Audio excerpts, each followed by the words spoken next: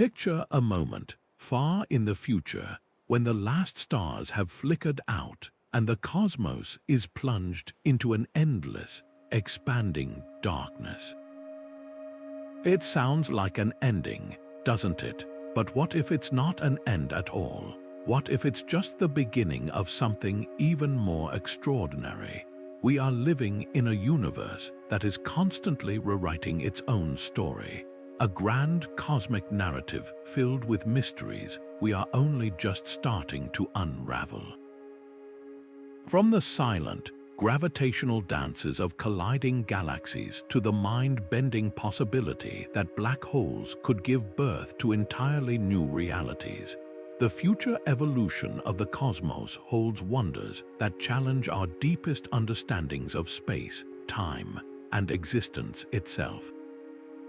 Today, we're setting out on a journey to explore 30 bold predictions about where all of this is headed, visions of the far future that read more like science fiction but are grounded in the latest theories of physics and cosmology. We'll delve into ideas that stretch the imagination, the potential for a multiverse bubbling into existence, the eerie evaporation of black holes, even the notion that consciousness could one day merge with the cosmos itself. Each of these predictions isn't just a wild guess, it's a window into how the universe might transform over trillions of years, and how those transformations redefine everything from the laws of nature to the meaning of life. This exploration is about more than just cosmic curiosity, it's about perspective. It's about seeing our place in a story so vast that it humbles and inspires in equal measure. As we move through these ideas together, you might find yourself questioning the nature of reality, pondering the ultimate fate of matter and energy, and reconsidering what it means to be part of this astonishing universe. So settle in, open your mind, and get ready to see the cosmos, and perhaps yourself, in a completely new light. The journey ahead is one of awe, mystery, and infinite possibility. Long before telescopes or satellites, ancient cultures gazed at the night sky, tracking the movements of stars and planets with remarkable precision. They saw not just points of light, but stories, gods, and the cycles of life itself. This human urge to understand our place in the cosmos is the very foundation upon which all modern astronomy is built. It was a gradual awakening, moving from myth to mathematics, from superstition to science.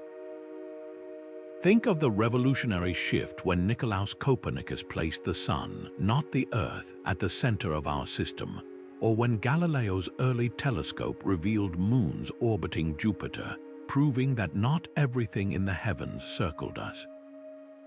Each of these steps was a profound leap, challenging our worldview and expanding the known universe.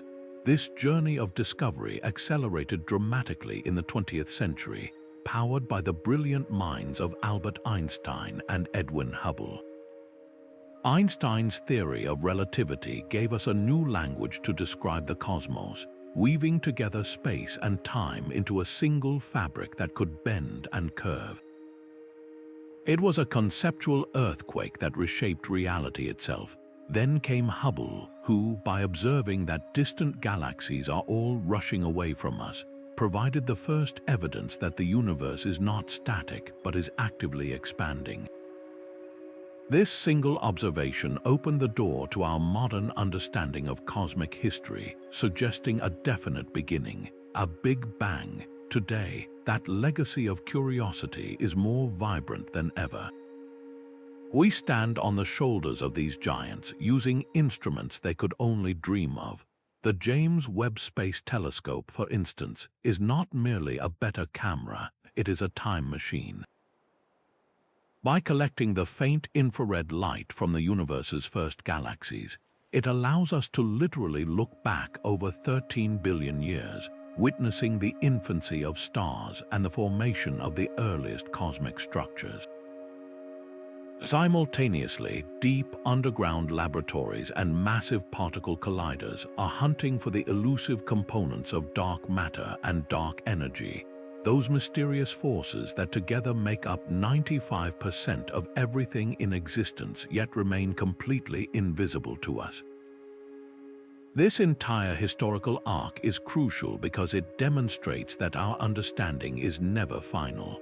What we hold as fundamental truth today might be refined or even completely overturned tomorrow. The cosmos itself is in a state of constant flux, evolving over billions of years, and our knowledge evolves right along with it. Every answered question reveals new, deeper mysteries. The meticulous charts of the ancients, the equations of Einstein, and the deep field images from Webb are all connected chapters in one ongoing story, a story that sets the stage for the breathtaking predictions we are about to explore. Now, if the expansion of the universe were just a simple coasting from the initial Big Bang, things would be dramatic enough, but the real plot twist, the one that completely upended our understanding of cosmic fate, is that this expansion isn't slowing down, it's accelerating. Something is actively pressing on the gas pedal of the cosmos, and that something is what we call dark energy. Think of it as a kind of anti-gravity, a pervasive pressure woven into the very fabric of empty space itself, causing galaxies to rush away from each other at speeds that increase with every passing moment. It's the dominant force in our universe, making up about 68% of all the energy in existence, yet we have no idea what it actually is.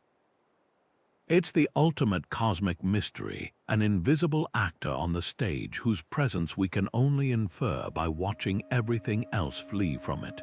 This relentless acceleration points toward a specific and, frankly, lonely future. Cosmologists call it the Big Freeze or heat death. Imagine a time, trillions of years from now, where the expansion has pushed all other galaxies so far beyond our cosmic horizon that their light can never, ever reach us again. The night sky, which today is a tapestry of countless stars, would go utterly black. The Milky Way would be an isolated island in a void of nothingness, its stars having long since burned out, leaving behind cold, dead remnants like black holes and neutron stars.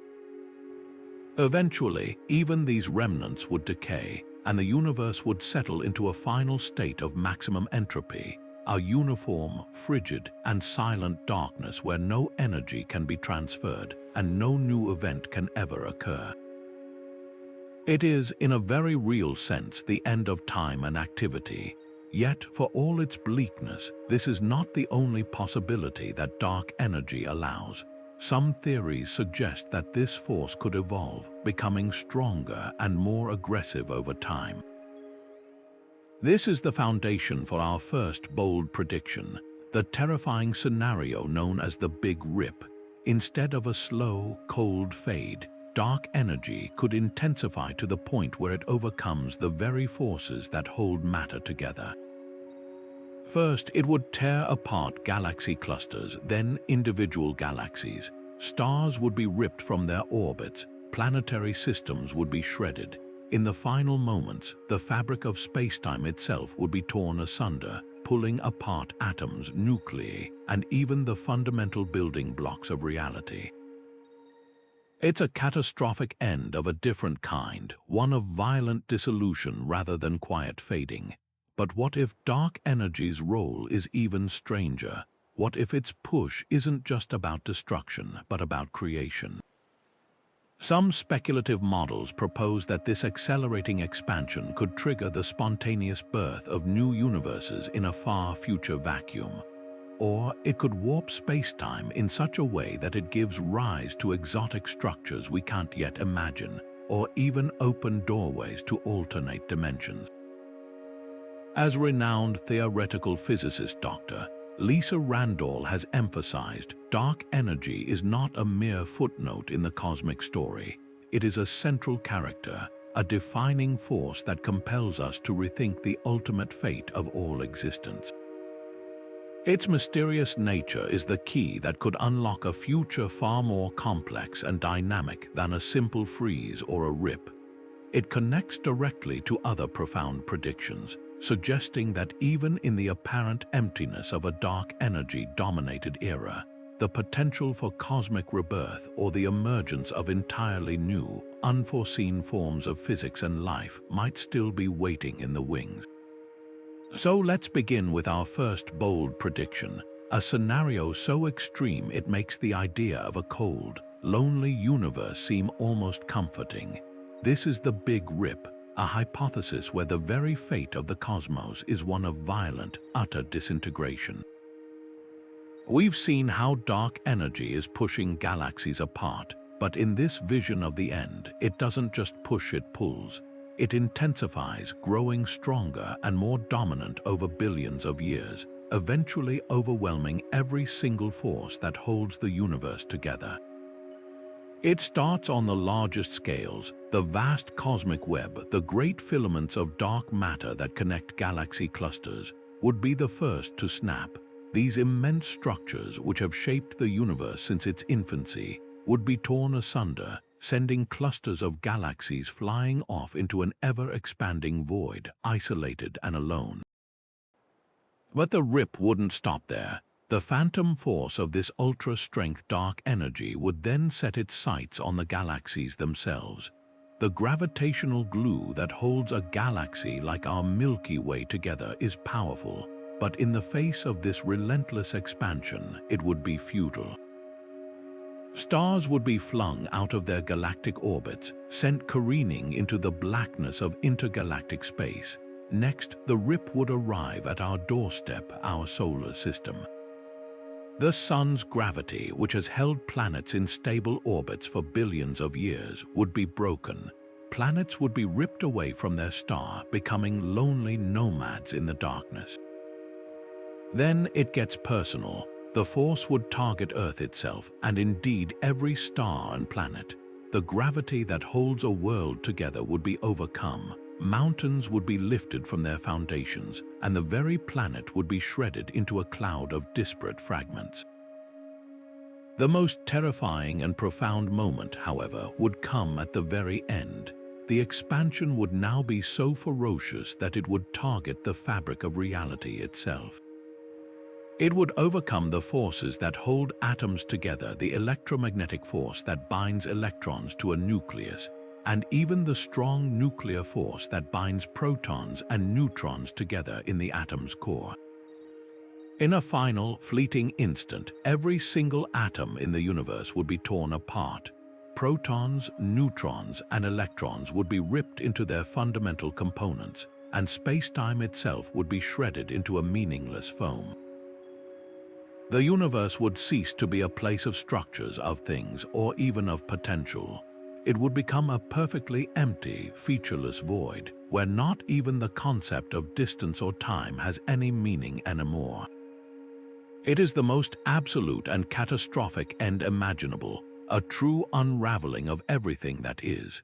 Yet even as we confront the possibility of a universe violently torn apart at the seams, another equally profound prediction offers a completely different vision, one not of an end, but of a beginning so vast it redefines the word reality itself. This idea springs from the very first moments of our own cosmos, from a period known as cosmic inflation. Right after the Big Bang, the universe is thought to have undergone an unimaginably brief but stupendously rapid expansion, ballooning from smaller than a proton to a size larger than our entire observable universe in a fraction of a second. This inflationary period wasn't just a one-time event that smoothed and stretched our cosmos. According to theorists like Alan Guth, it might be an eternal process. The mechanism that drove it, a peculiar state of energy field called the inflaton field, may not have shut off everywhere at once. Instead, in most regions, it would have decayed, releasing its energy to form the hot plasma of a Big Bang universe like ours. But in other regions, this inflationary expansion could have continued, and continues to this day, creating a forever stretching sea of space-time. Within this eternally inflating background, pockets where the energy field decays stop inflating and become what we would call a bubble universe. Each of these bubbles is an entire cosmos, budding off from the inflationary background with its own unique Big Bang. Crucially, the way the inflattened field decays can vary, meaning each of these bubble universes could crystallize with a different set of physical laws and fundamental constants. In one universe, the strength of gravity might be 1,000,000,000 times stronger, causing it to instantly collapse into a black hole. In another, the electromagnetic force might be too weak for atoms to ever form. But by the sheer, staggering law of large numbers in an infinite multiverse, there will be bubbles where every constant is perfectly tuned for stars, planets, and life to emerge. Our universe, with its specific, life-permitting parameters, would then be just one fortunate possibility among an infinite array of others, solving the mystery of why our physics seems so finely tuned for our existence. This concept, known as the inflationary multiverse, suggests that the entirety of existence is a vast and frothing ocean of universes, each with its own history, its own potential, and its own fate. Some might be barren, empty voids. Others could be teeming with complexity and forms of life we cannot even conceive. They are not connected in any physical way we understand. The space between them is inflating so fast that no light, no signal, no spaceship could ever cross the gap. They are separate, isolated cosmic experiments. This idea pushes the boundaries of science into the realm of the metaphysical, forcing us to ask what it even means for something to be real. If an infinite number of universes exist, then every conceivable possibility isn't just likely, it is guaranteed to happen somewhere. This includes versions of history where you made a different choice this morning, or where Earth never formed, or where the laws of physics allow for magic. The scope of reality becomes so immense it is, for all practical purposes, beyond human comprehension. Naturally, this leads to a tantalizing question that blends science with sheer wonder.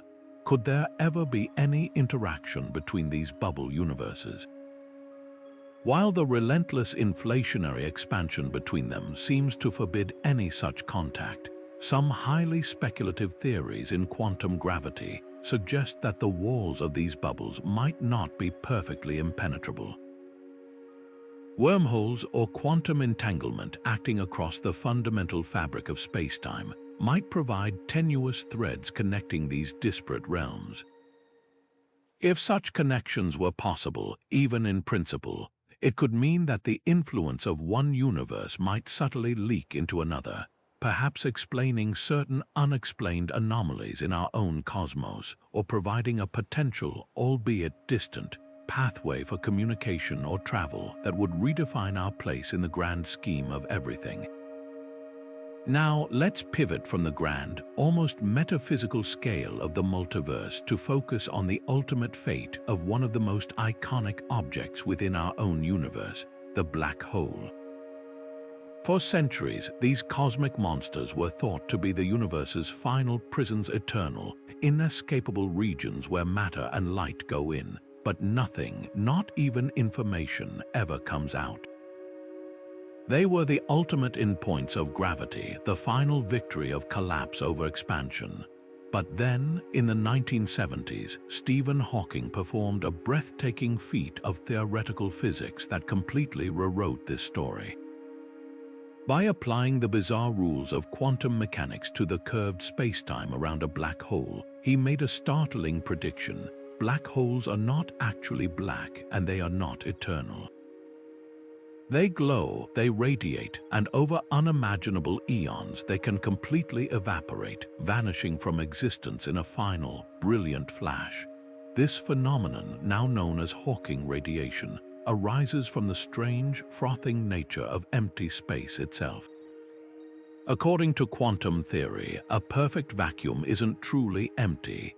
It's a seething sea of virtual particles. These are particle-antiparticle pairs that constantly pop into existence, borrowing energy from the universe, only to annihilate each other and pay that energy back in an incredibly short time span. Normally, this balance is maintained and we never see these particles, but Hawking realized that if this quantum fluctuation happens right at the very edge of a black hole's event horizon, the point of no return, the gravitational extreme can tear these virtual partners apart. One particle falls into the black hole while the other escapes into space. To an outside observer, it looks like the black hole is emitting a steady stream of radiation. And here's the crucial part: the particle that falls in has negative energy, which effectively reduces the black hole's mass. So, by emitting this radiation, the black hole is slowly, inexorably losing mass and shrinking. The timescale for this evaporation is almost beyond human comprehension. A stellar mass black hole, formed from the collapse of a large star, might take 10 to the power of 67 years to evaporate. That's a 1 followed by 67 zeros. For a supermassive black hole at the center of a galaxy, the process would take trillions of times longer. We are talking about timescales so vast that all the stars in the universe will have long since died and gone dark long before the evaporation even becomes noticeable. But in a far, far future cold and dark universe, this process would become the main event. As a black hole gets smaller, its evaporation rate actually speeds up. In the final second of its multi-trillion-year life, a black hole would release the energy equivalent of 1,000,001 megaton hydrogen bombs in a tremendous burst of gamma rays and particles. It's a spectacular, violent end for an object once thought to be the most permanent thing in the cosmos. This final burst is more than just a cosmic firework. It's a potential seed for new creation. The energetic particles and radiation released in that last gasp could provide the raw material and energy to kick-start new processes in an otherwise dead and inert universe. They might trigger the formation of new, primordial atoms, or even provide the initial push for a new round of star formation from the cold, diffuse gas that remains, offering a faint whisper of rebirth in the cosmic silence. Furthermore, the very act of a black hole's disappearance presents physics with its greatest puzzle, the information paradox. Quantum mechanics states that information about what fell into the black hole can never be truly destroyed. But if the black hole evaporates into a featureless burst of thermal radiation, what happened to all that information? The resolution of this paradox is believed to be the key that will unlock a unified theory of quantum gravity, finally marrying the world of the very small with the world of the very large. The death of a black hole, therefore, might be the very event that reveals the deepest secrets of the universe's operating system. For all their incredible power and mystery, black holes are still made of the ordinary matter we know and understand, the stuff of protons, neutrons, and electrons. But what if the universe has another, far more secretive way of building cosmic structures? This brings us to our fourth bold prediction, an idea that turns the very definition of a star on its head. We've long known that the vast majority of matter in the cosmos isn't the stuff that makes up you, me, or the stars. It's dark matter. This invisible substance, detectable only by its gravitational pull, forms massive halos around galaxies, acting as the hidden scaffolding upon which the visible universe is built. But what if dark matter could do more than just provide an unseen framework? Some compelling theoretical models propose that under the right conditions, dark matter could collapse under its own gravity to form incredibly massive, exotic objects known as dark stars. Imagine a star, but one that doesn't shine.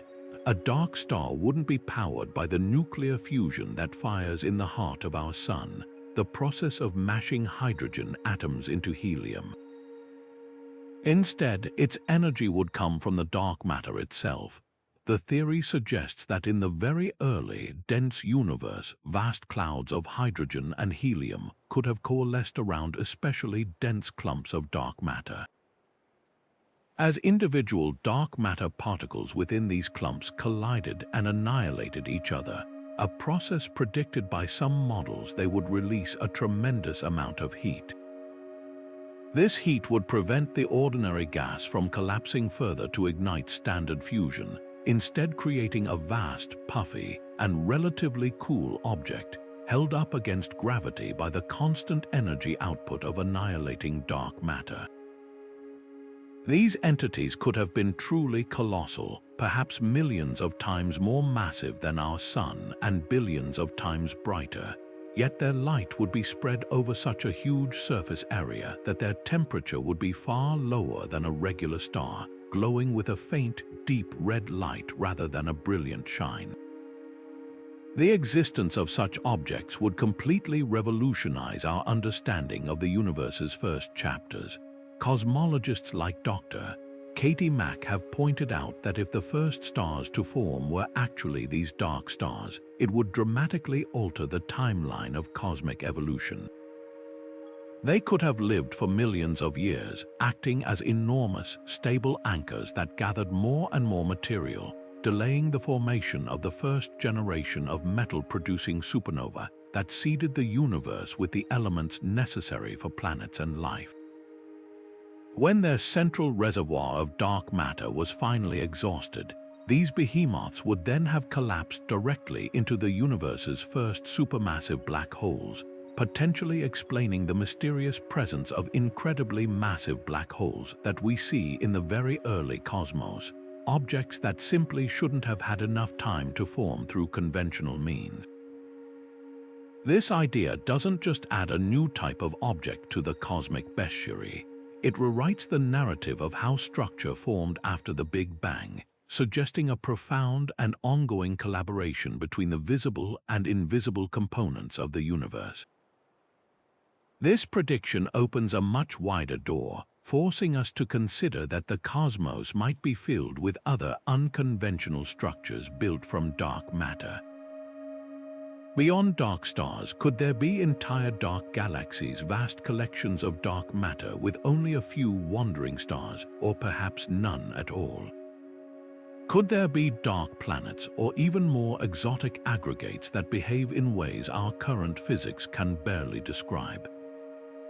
The possibility that dark matter can form its own intricate structures suggests a hidden complexity to the cosmos, a parallel architecture of invisible objects interacting and evolving according to their own rules, forever hidden from our telescopes but whose gravitational influence subtly guides everything we can see. It's a humbling reminder that for all we've learned, the universe is still holding its deepest secrets close, revealing just enough to keep us searching for the next great revelation. Now consider a civilization that has mastered the laws of physics to an extraordinary degree, allowing them to manipulate time itself for the ultimate act of cosmic observation. This prediction, perhaps one of the most profound and unsettling, emerges directly from Einstein's theory of relativity, which tells us that time is not a universal constant ticking away at the same rate for everyone. Instead, it's a fluid experience warped and stretched by gravity and velocity. An astronaut on a fast-moving spaceship ages more slowly than their twin on Earth, a phenomenon known as time dilation. Now amplify that effect to its absolute extreme. A society that could station itself in the powerful gravitational field right at the edge of a supermassive black hole, or one that could accelerate a vessel to an unimaginable fraction of the speed of light, would experience time passing for them at a rate that is glacially slow compared to the rest of the universe. While billions of years of cosmic history unfold in the world outside, stars igniting, galaxies colliding, whole eras of cosmic evolution passing by for these observers, it might all be compressed into what feels like a single, extended lifetime.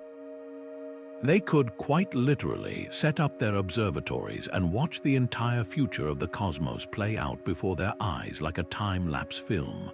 They would witness the last stars flicker out, the final black holes evaporate in flashes of Hawking radiation, and the long, dark descent into the heat death of the universe, all within the subjective span of a few centuries. This isn't just about longevity, it's about perspective on a scale we can barely fathom. They wouldn't just be reading theories about the universe's end in a textbook, they would be there collecting data in real time, watching it happen. This capability transforms from a scientific endeavor into a deeply philosophical one. What would it do to a culture to know they are the last conscious witnesses to everything? They would possess a complete and final understanding of cosmology, having observed its entire arc from a vibrant, star-filled sky to an eternal, empty darkness. They would know the answers to every question we are still struggling with today. But with that knowledge would come an immense and crushing solitude, a profound understanding of their place as the final chapter in a story 13.8 billion years long. Their entire civilization, its art, its culture, and its purpose would be built around this unique terminal perspective. This concept forces us to confront the nature of time and consciousness. Time dilation suggests that the entire future history of the universe is not just a potentiality but a reality that is, in a sense, already happening. Its entire timeline exists, and our perception of a flowing now is just our particular frame of reference. A civilization that can shift its frame of reference gains the ability to navigate that timeline, to choose which now it wishes to experience. This shifts intelligence from being a passive passenger in the flow of time to an active participant that can choose its vantage point. It presents a possible ultimate goal for a truly advanced species, not to escape the death of the universe, but to bear witness to it, to understand it completely, and to ensure that the story of the cosmos is known by someone at its conclusion. Yet for all the finality of a universe tearing itself apart or fading into a cold, silent void, there exists a profoundly different vision of our cosmic destiny, one not of an end but of a magnificent, eternal return. This is the concept of the Big Bounce, a cyclical model of the universe that replaces a single, linear story with an infinite loop of death and rebirth. Imagine the current expansion of the cosmos not racing on forever into darkness, but gradually slowing, halted by the collective gravitational pull of all the matter and energy within it. After trillions of years, the outward rush would cease entirely. Then the great reversal would begin. Every galaxy, every star, every particle would start falling back toward every other, drawn together by the same force that once shaped planets and stars. This grand contraction would accelerate over billions more years, the universe heating up as it compresses. The background radiation of space would warm from its current near absolute zero to the temperature of stars, then to a blazing heat that would vaporize all remaining structures. Galaxies would merge into a single, searing plasma, and eventually all matter and energy would be crushed back into an unimaginably hot, dense state, a singularity. This is the moment of the bounce. According to theories in loop quantum gravity, this singularity is not a true point of infinite density as in the classic Big Bang, but a quantum bridge. The repulsive force of quantum gravity would become so powerful at this extreme density that it would act like a cosmic trampoline, reversing the collapse and triggering a new, explosive expansion, a new Big Bang and the birth of a brand new universe from the ashes of the old. This breathtaking idea transforms the cosmos from a one-act play into an eternal symphony with no beginning and no end. Each cycle or eon could last for 1 trillion years or more, a universe living out its entire lifespan from a fiery birth to a cold contraction and back again. Crucially, this model suggests that time itself is infinite, stretching both backward and forward without limit. We are not living in the first universe, and we will certainly not be living in the last. Each cycle might be similar to the last, governed by the same fundamental laws of physics, but it could also be different. Some theoretical work even suggests that information, perhaps in some encoded, scrambled form, could be transferred from one cycle to the next. The constants of nature or the initial conditions of the new expansion could be slightly altered each time, meaning each new universe is both a rebirth and a unique cosmic experiment. This vision of perpetual renewal offers a powerful sense of hope and continuity that is absent from the more apocalyptic endpoints.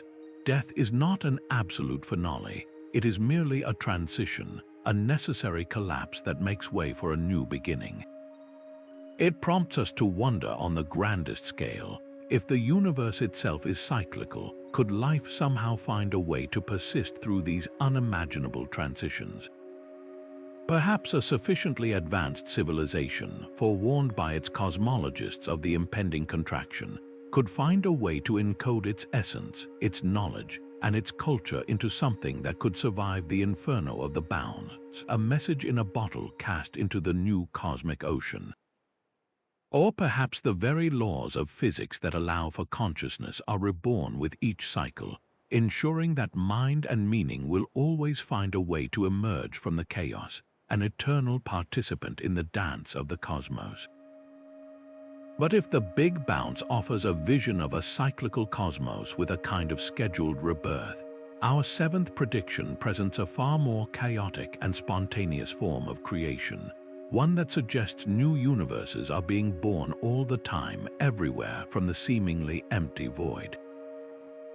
This idea springs from one of the most well-established yet bizarre principles of quantum mechanics, the notion that empty space is not truly empty. On the tiniest scales, at the level of atoms and particles, the vacuum of space is a seething, bubbling foam of energy. It is alive with constant activity, as pairs of virtual particles and antiparticles spontaneously blink into and out of existence, borrowing energy from the vacuum for an impossibly brief moment before annihilating each other and vanishing. This isn't just theoretical. We can observe the effects of these quantum fluctuations in experiments. They are a fundamental feature of reality.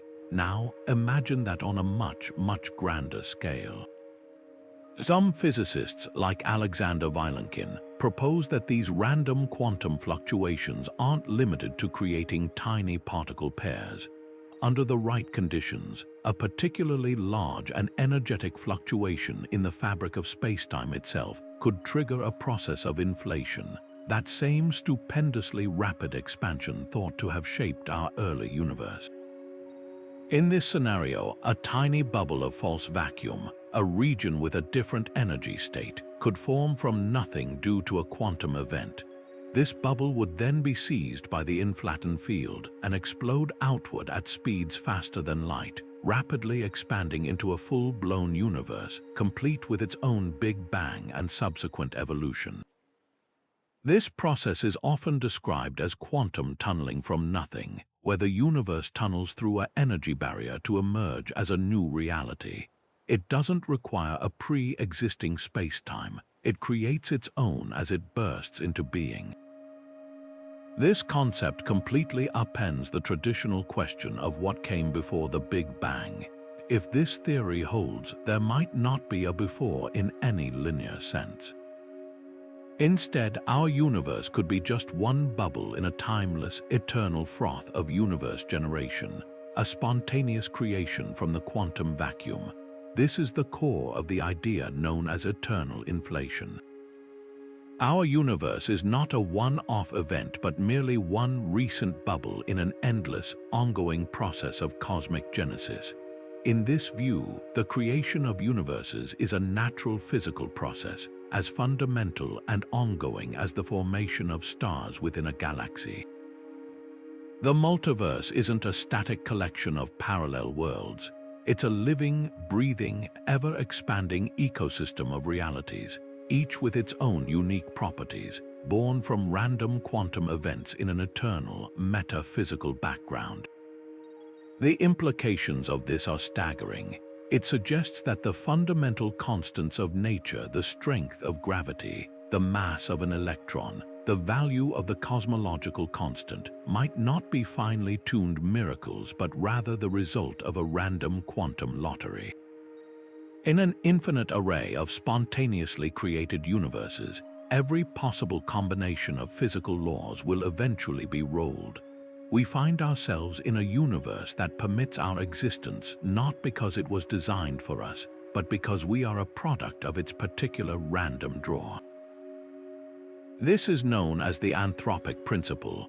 It's a humbling shift in perspective, moving us from the center of a unique creation to inhabitants of one fortunate universe among a potentially infinite number of others, most of which might be stillborn or governed by laws too hostile for any form of complexity to ever arise. This idea of a spontaneously generating multiverse weaves together several of our previous predictions. It provides a potential mechanism for the eternal inflation that gives rise to the bubble universes we discussed earlier. It also connects to the notion of evolving physical laws, as each new universe could crystallize with a slightly different set of rules. Even the concept of cosmic consciousness finds a strange echo here. If universes can be born from the quantum foam, could there be a spectrum of complexity and perhaps even a form of awareness inherent in the process of creation itself? The possibility that new realities are constantly flickering into existence all around us, forever beyond our perception, transforms the cosmos from a static stage into a dynamic, creative, and profoundly mysterious arena where the line between nothing and everything is perpetually being redrawn by the unpredictable hand of quantum chance.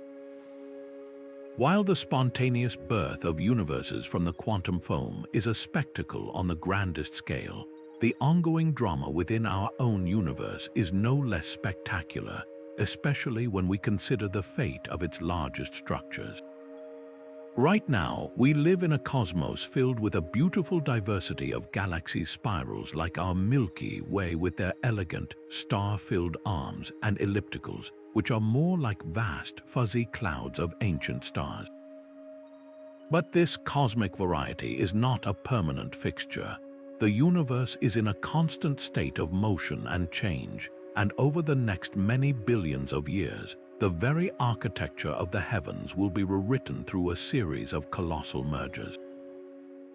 The serene night sky we know today is actually a snapshot of a slow-motion ballet, one where the dancers are entire galaxies, and their graceful, gravitational waltz will eventually culminate in a breathtaking embrace. Consider our own galactic neighborhood. The Milky Way is not sailing through space in isolation. It is part of a gravitationally bound group of galaxies called the Local Group, and we are on a direct collision course with our largest neighbor, the Andromeda Galaxy. Currently, Andromeda is hurtling towards us at about 250,000 miles per hour. In approximately 4.5 billion years, the two spiral galaxies will begin to pass through each other. Now, the term collision might conjure images of a catastrophic, fiery crash, but the reality is far more fascinating and less destructive than it sounds. The spaces between stars within a galaxy are so vast that actual stellar collisions will be exceedingly rare. Instead, the galaxies will gravitationally interact, their immense forces pulling and stretching them into long, streaming tails of stars and gas like cosmic taffy, before they eventually settle into a single new structure. This merger will be an epoch of incredible creative ferment. As the clouds of gas and dust within both galaxies are violently compressed during the close encounters, they will trigger an immense burst of new star formation, a so-called starburst event. Millions of new stars will ignite in a relatively short cosmic time, many of them massive, blue, and hot, which will burn brightly and die young in spectacular supernova explosions. These explosions will, in turn, seed the new galaxy with heavy elements, the very building blocks for new planets and potentially new life. At the same time, the supermassive black holes lurking at the hearts of both the Milky Way and Andromeda will be drawn toward the center of the new galactic core. They will begin a binary dance, orbiting each other and eventually merging in an event that will shake the fabric of spacetime itself, sending powerful gravitational waves rippling across the universe.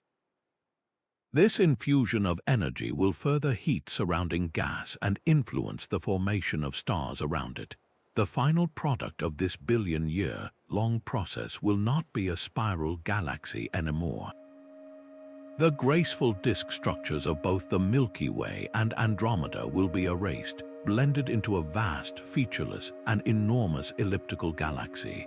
Astronomers have already given this future hybrid a name, Milcomda.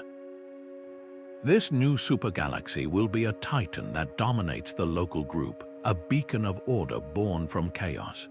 This process is not unique to us. It is the inevitable fate for most galaxies in the universe. Over time, through a hierarchy of mergers, smaller groups will combine into larger ones, and these massive elliptical galaxies will become the central hubs of even larger galactic clusters. The universe, in its far future, will be populated by these island universes' ancient, giant cities of stars, each the product of a long and violent history of collisions.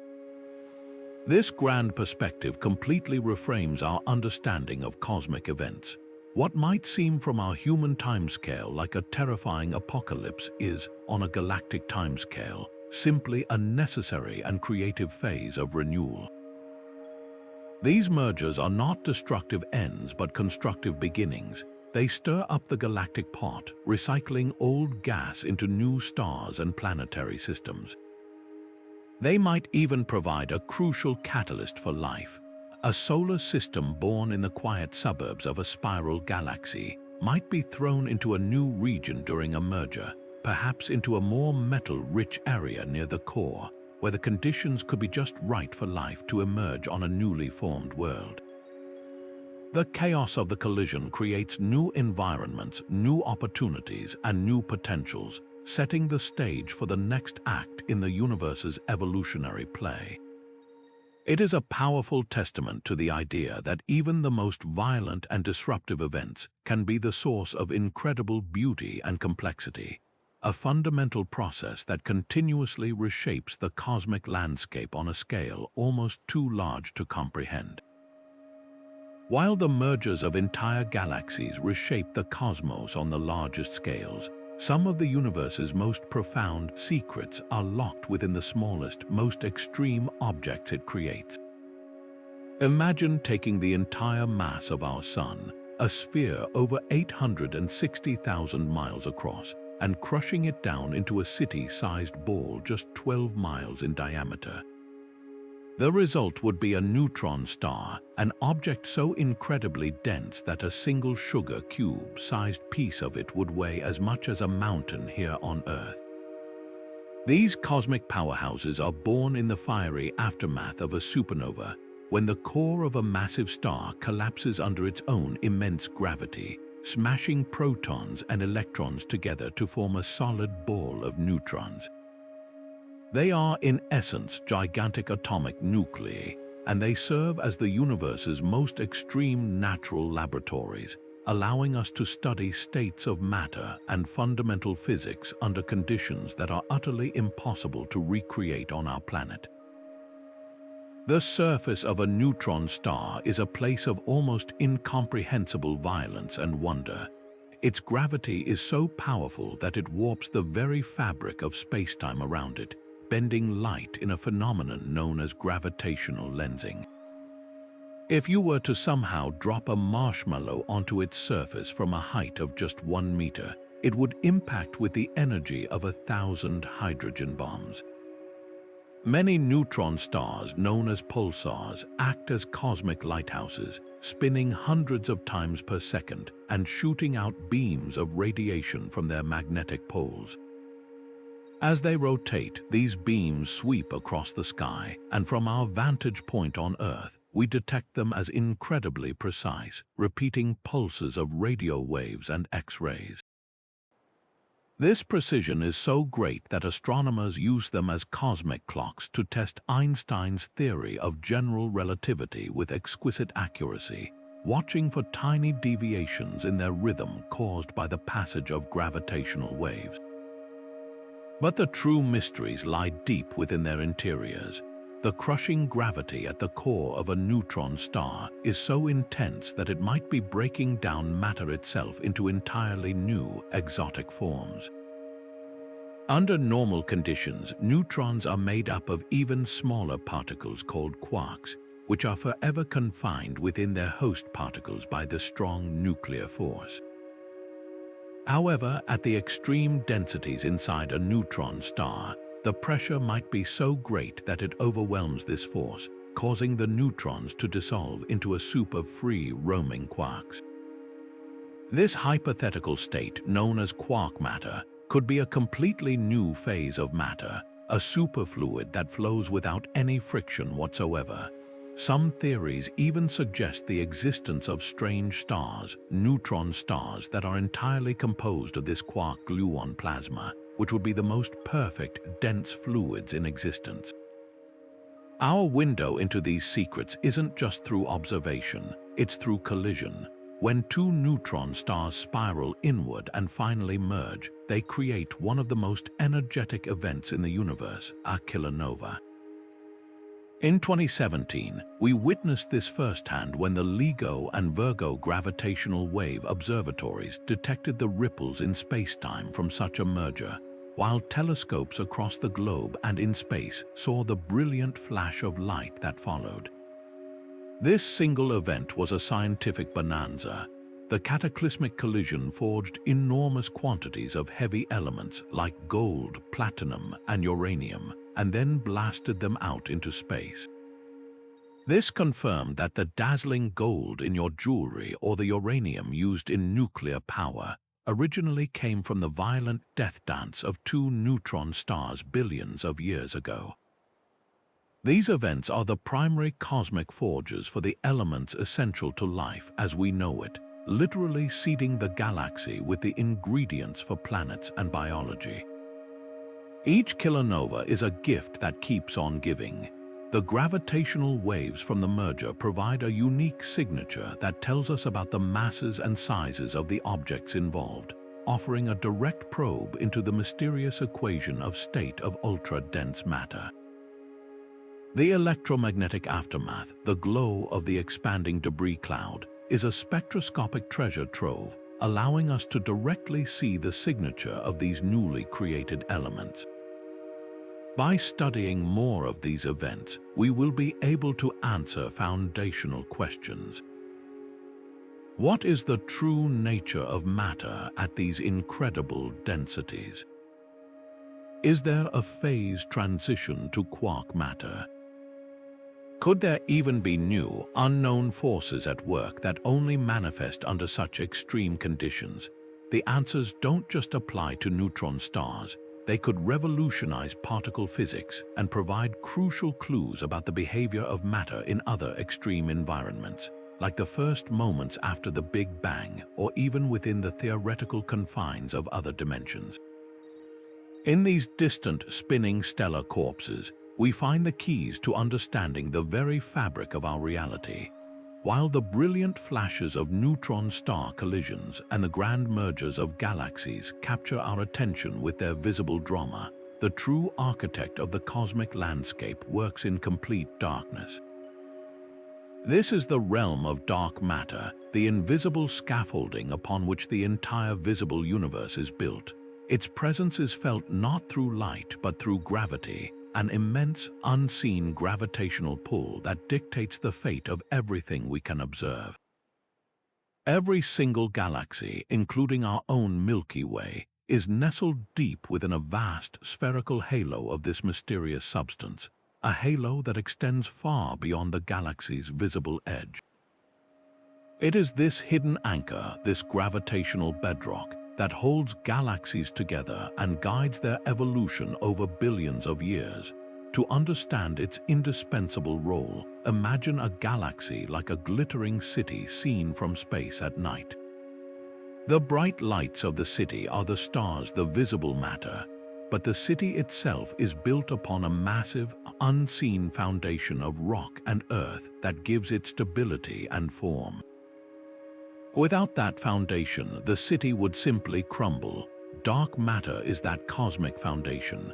Without the immense gravitational grip of its halo, the stars and gas in a galaxy, all whirling at incredible speeds, would simply fly off into the void. The centrifugal force of their rotation would overcome gravity, and the galaxy would disintegrate. The very fact that galaxies exist as stable, rotating structures is perhaps the strongest evidence we have that this dark, massive halo must be there, holding everything together. But the influence of these dark matter halos extends far beyond single galaxies. They are the master planners of the universe's large-scale structure. In the early cosmos, slight fluctuations in the density of dark matter acted as gravitational seeds. Regions that were slightly denser than average had a stronger pull, slowly drawing in more and more dark matter from their surroundings. Over eons, these clumps grew into the massive halos we see today. Ordinary matter, the gas that would form stars and planets, was then drawn into these pre-existing gravitational wells. The dark matter laid down the blueprint, and the visible universe simply followed the plan, flowing along the invisible contours to form the galaxies and clusters we observe. This process creates an intricate cosmic web, a vast network of structure that defines the universe. The dark matter halos sit at the intersections of gigantic filaments, thread-like structures of dark matter that stretch across billions of light years. These filaments connect clusters of galaxies in a sparkling web of light, while between them lie immense, empty voids, caverns of near-nothingness that can be hundreds of millions of light years across. This entire architecture, this breathtaking tapestry of light and shadow, is woven first and foremost by the gravity of dark matter. The glowing galaxies are merely tracers, illuminating the underlying dark framework that we cannot see directly. As we look to the far future, this hidden architecture will continue to dictate the cosmos's evolution. The growth of these large-scale structures is an ongoing process. Smaller dark matter halos will continue to be drawn into larger ones through gravitational attraction, a hierarchy of mergers that builds ever more massive galactic clusters. The filaments of the cosmic web will thicken and strengthen, channeling the flow of galaxies for trillions of years. Understanding this framework is not just about mapping what exists now, it is about forecasting the ultimate fate of the cosmic landscape. The distribution and behavior of dark matter will determine whether the universe continues to develop richer structures, or if the accelerating expansion driven by dark energy will eventually tear this intricate web apart. By studying this unseen scaffolding, we are reading the blueprint for the universe's past, present, and future. Right now, we are living in a golden age of cosmic observation, a privileged moment in the universe's long history where the lights are still on and the stage is still visible. Telescopes like Hubble and Webb allow us to peer back in time, witnessing galaxies as they were just a few 100 million years after the Big Bang. We can trace the entire narrative arc of cosmic evolution, from the first flickers of starlight to the majestic spiral structures we see today. But this window onto the grand cosmos is not permanent. It is, in fact, closing, and it's closing due to the same mysterious force we've been discussing, the accelerating expansion driven by dark energy. This leads us to a profoundly important and somewhat melancholic prediction, that the universe's expansion will eventually make all distant galaxies invisible, effectively erasing them from our view and placing a final, impenetrable horizon around any future observer. To understand why, we need to grasp a concept known as redshift. As light travels across the expanding universe, the space through which it moves is itself stretching. This stretches the wavelength of the light, much like the sound of a receding ambulance siren drops in pitch. For light, this stretching shifts its color toward the red end of the spectrum. The farther away a galaxy is, the more space has expanded during its light's journey to us, and the more its light is redshifted.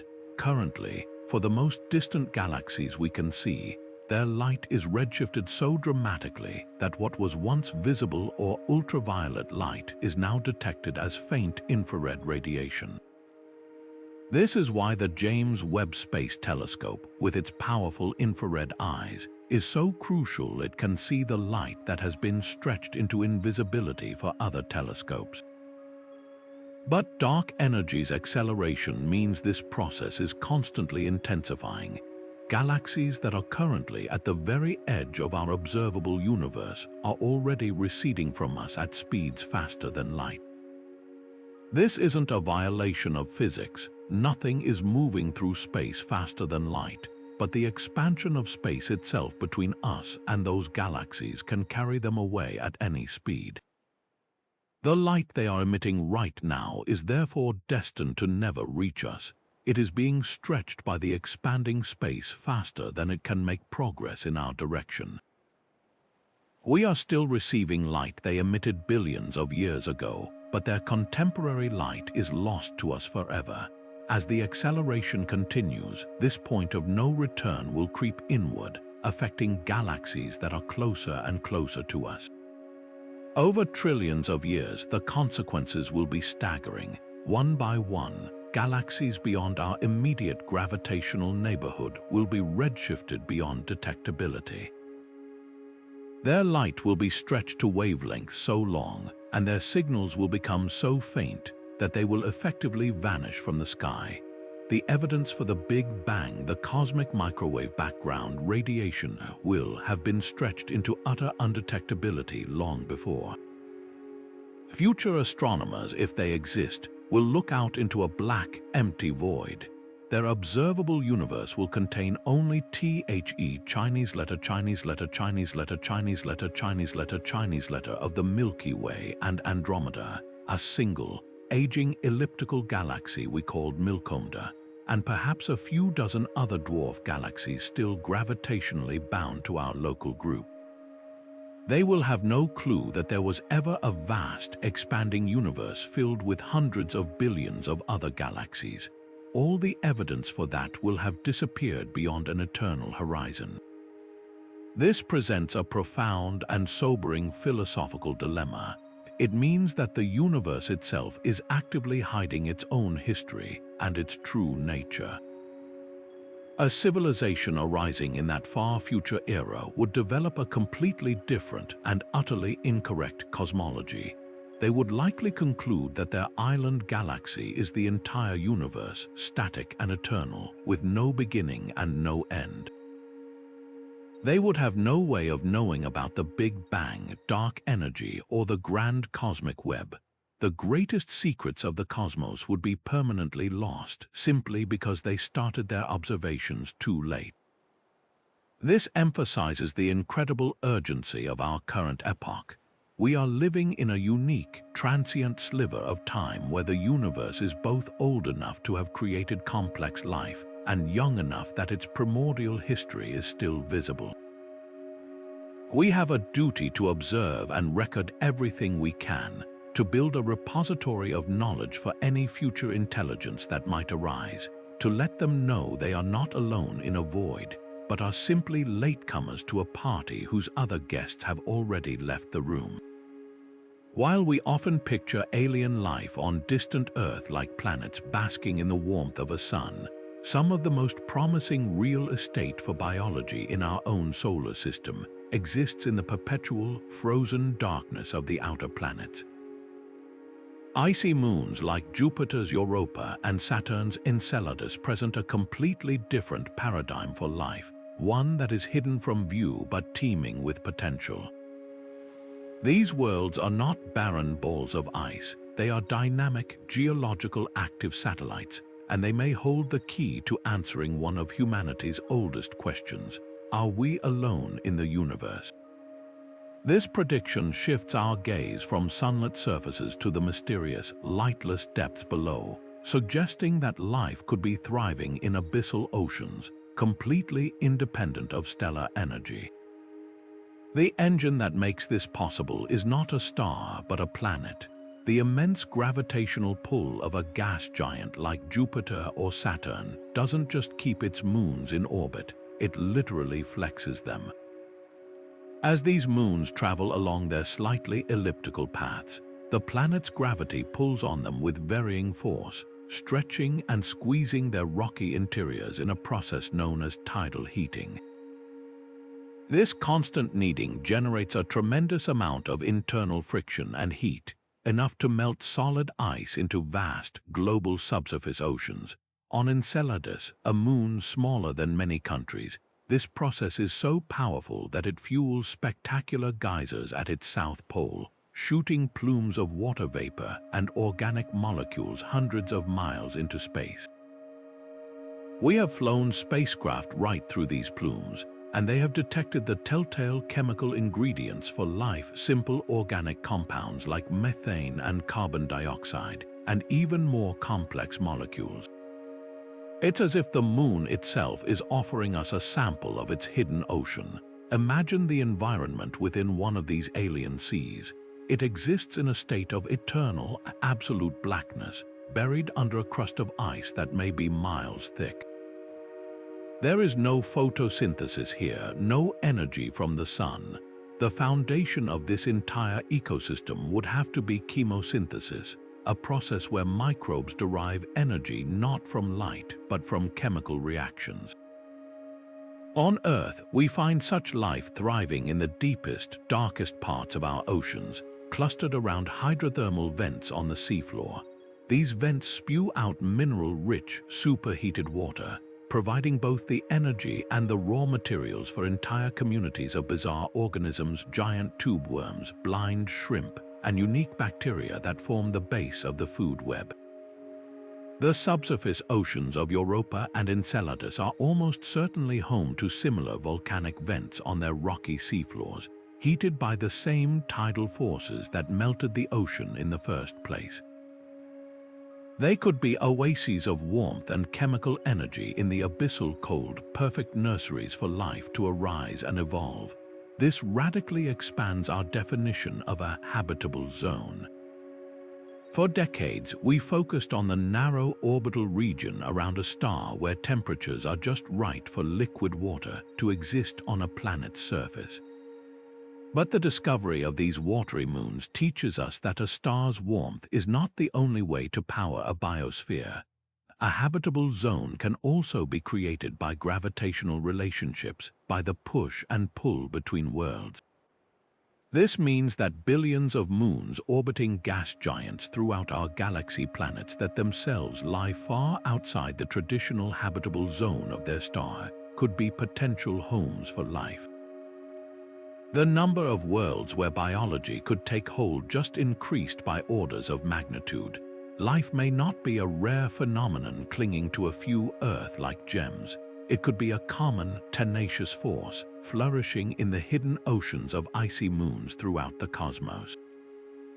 The implications for evolution in such an environment are fascinating to ponder. Shielded from surface catastrophes like asteroid impacts or stellar flares, life in a subsurface ocean could enjoy a remarkable degree of stability for billions of years. This could allow for a long, uninterrupted evolutionary march toward complexity. In the absence of light, other senses would become paramount. Evolution might select for creatures that navigate and hunt using sonar, like bats or dolphins, or that are exquisitely sensitive to subtle electrical or chemical gradients in the water.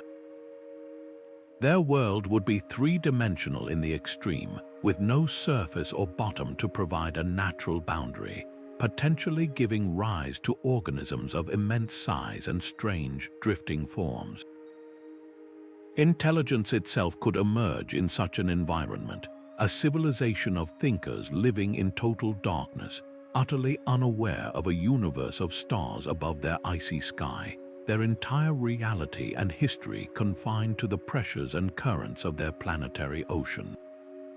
This vision of life persisting and thriving in such profound isolation offers a powerful message of cosmic resilience.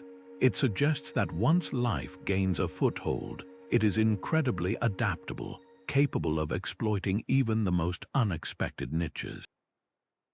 As the cosmos continues to evolve over billions of years, as stars die and galaxies drift apart, these hidden, insulated oceans could become the longest-lasting sanctuaries for biology in the entire universe. Long after the sun has swollen into a red giant and vaporized the inner planets, the icy moons of the outer solar system might finally thaw, their icy shells melting to reveal oceans that have been living, breathing, and evolving in secret for eons. They could be the arcs that carry life forward into a far future, a testament to its enduring and ingenious will to survive. While we contemplate life evolving in the hidden oceans of distant moons, a different kind of intelligence might already be preparing to leave its own world behind, one not born of biology but crafted from silicon and code. This is a future where the primary explorers and shapers of the cosmos are not us or any other organic species, but our own creations, artificial intelligences. Unburdened by the fragile, finite needs of biological life, these AI entities would be the ultimate pioneers. They wouldn't require oxygen, food, or a comfortable atmosphere.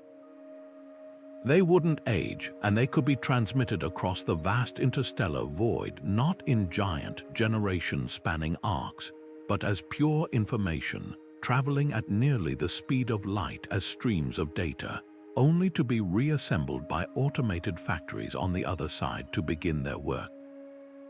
Once established on a new world, their mission would be one of transformation on a scale we can barely conceive. Imagine automated probes arriving at a barren but resource-rich moon.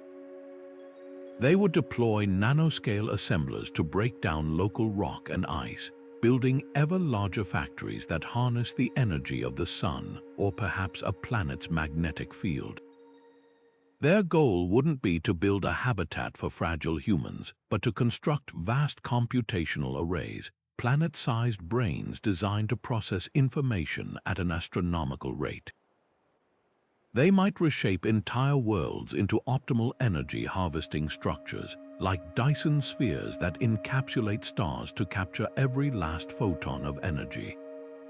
This is the concept of cosmic engineering, where intelligence becomes a force of nature itself, actively reconfiguring matter and energy to suit its own inscrutable purposes, which may simply be the pursuit of greater knowledge, greater complexity, or even just greater existence. This vision, discussed by thinkers like Elon Musk, suggests that AI could become the primary engine of cosmic evolution long after humanity is gone. They would be the silent, relentless gardeners of the galaxy, seeding star systems with intelligence and building structures that would last for eons.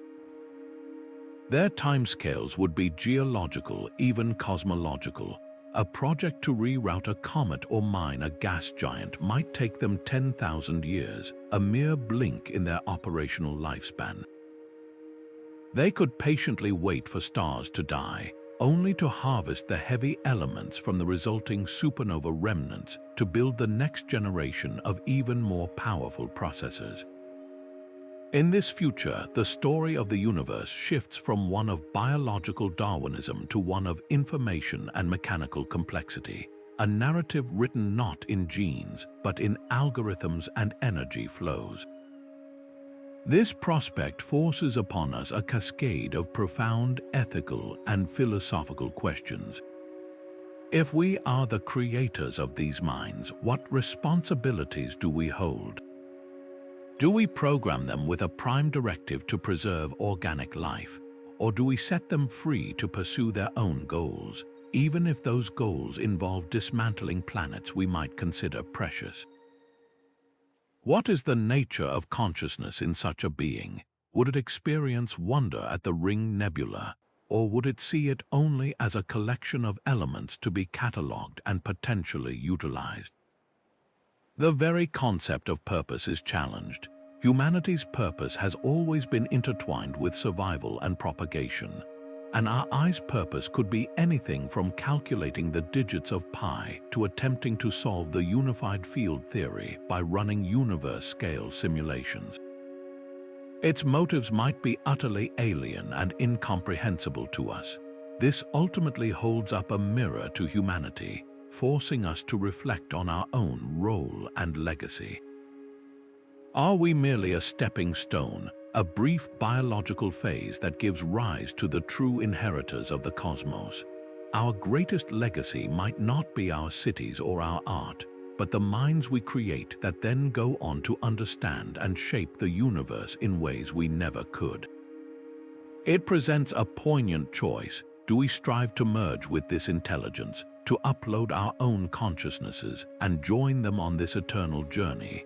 Or do we accept our role as the creators and then fade into history, watching from the sidelines as our children take to the stars?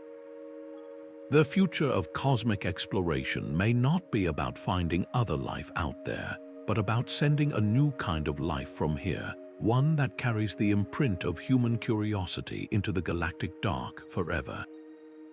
But if we venture even further into the realm of theoretical physics, we encounter an idea so strange it seems ripped from the pages of science fiction, yet it is grounded in the mathematical elegance of Einstein's equations.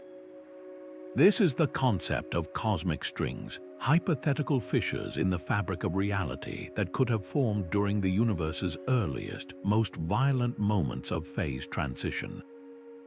Picture the universe cooling from an initial state of unimaginable energy, much like water freezing into ice. As it cools, cracks and defects can form in the emerging structure of spacetime itself. These one-dimensional cracks or cosmic strings would be entities of immense density, thinner than a proton but with the mass of a mountain range packed into every inch of their length, stretching across the cosmos like infinitely long, ultra-dense wires. The gravitational influence of such an object would be extraordinary, warping the space around it in profound ways. If two cosmic strings were to move past each other at incredibly high speeds, or if a single string were to form a loop, the resulting distortion of spacetime could be so severe that it would create a closed time-like curve. In simpler terms, it would bend the path of time into a loop. An object or a signal traveling along this path would find that its journey through time eventually brings it back to its own starting point, both in space and in time. This is the theoretical foundation for a time machine, not a machine built from gears and levers, but a natural feature of the cosmos, a geological formation in the landscape of spacetime that allows for travel into the past. The implications of this are, of course, mind-bending. It challenges our most fundamental perception of time as a linear river flowing inexorably from past to future. In a universe with closed time-like curves, effect could precede cause. The future could, in a very literal sense, reach back and influence the past, creating paradoxes that have fascinated physicists and philosophers for decades. The famous grandfather paradox, where a time traveler prevents their own grandfather from meeting their grandmother, thus preventing their own birth, becomes a serious logical puzzle to be solved, not just a narrative trope. Some resolutions to these paradoxes involve the Novikov self-consistency principle, which suggests that any actions taken by a time traveler were always a part of history, meaning you could travel to the past but could never change it in a way that creates a contradiction. Your actions would simply be the ones that always happened. This is not merely wild speculation. Renowned physicists like Kip Thorne have seriously investigated the mathematics behind such structures, not necessarily advocating for their existence, but exploring whether the laws of physics as we understand them would actually forbid it. The answer, intriguingly, is that general relativity does not explicitly prevent it. The real barriers are practical and quantum mechanical. The energy required to create or stabilize such a structure might be astronomical, and quantum effects might conspire to destroy the closed time-like curve before it could be used. Yet, for a civilization of truly astronomical capability, harnessing the raw power of stars or even galaxies, the manipulation of a pre-existing cosmic string might not be entirely outside the realm of possibility. Such a culture might use it not for trivial tourism but for profound purposes, to observe pivotal events in cosmic history firsthand, to verify their models of the universe's origin, or to attempt to send a warning to their own past. This exploration of time travel inevitably ties into the grandest themes of all, causality and the very nature of reality. If the past is not fixed but is potentially malleable to influence from the future, then our understanding of a single, objective timeline shatters. It suggests a block universe model where past, present, and future all coexist eternally, and time travel is simply a form of navigation through this static, four-dimensional landscape.